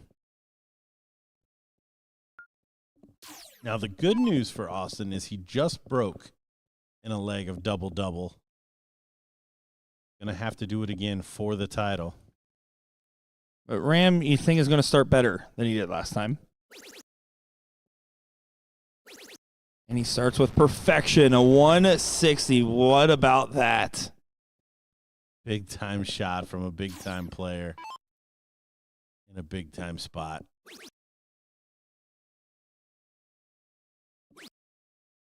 Not going to be the same response from Austin, but it's a solid one. Yeah, no, keeps him in contention. Again, we keep saying parity favors the player going first, but staying on his heels, that means something. Ram's like locked back in out of nowhere. Not that he wasn't particularly locked in the cricket legs in the previous 0-1 leg, but I mean, this is just a pressure last leg decider where he's turning into a diamond. Yeah, and Austin just not able to keep up the level that we've seen. He's hit that trip 20 so well. Not able to catch here. Two-darter. Austin can leave a finish with a ton 80. It won't be here in the laugh, the reaction, these slump shoulders and the head down tells you all it needs to know. Ram after 9 sitting at 110, and Austin Brazwell not in contention of the leg. It's unfortunate. Yeah, sticks with it. I mean, Austin just clicked up 2 gears to get to this point. And just fell 1 leg short. Even had a great cork, honestly, to put himself in a good spot. And this man right here, Ram, finds an equal one, and then puts it in there. Austin not able to convert as the Florida resident to win the Florida regional, but man, still a lot of growth there, I think, for him. 3-0 loss to Ram in that seat. A non-competitive seat match turns into a last leg decider of the final set. I'm going to take a moment here and show full bias. I am proud of my friend right there. I am proud of the run he did, and he fell short, all because of not getting that diddle, and it was a good fight. Austin Brazwell, hold your head up high. It was a great run there. And, of course, hats off to Screwson Ram Gavara Jr. for getting a title here tonight in Level 1.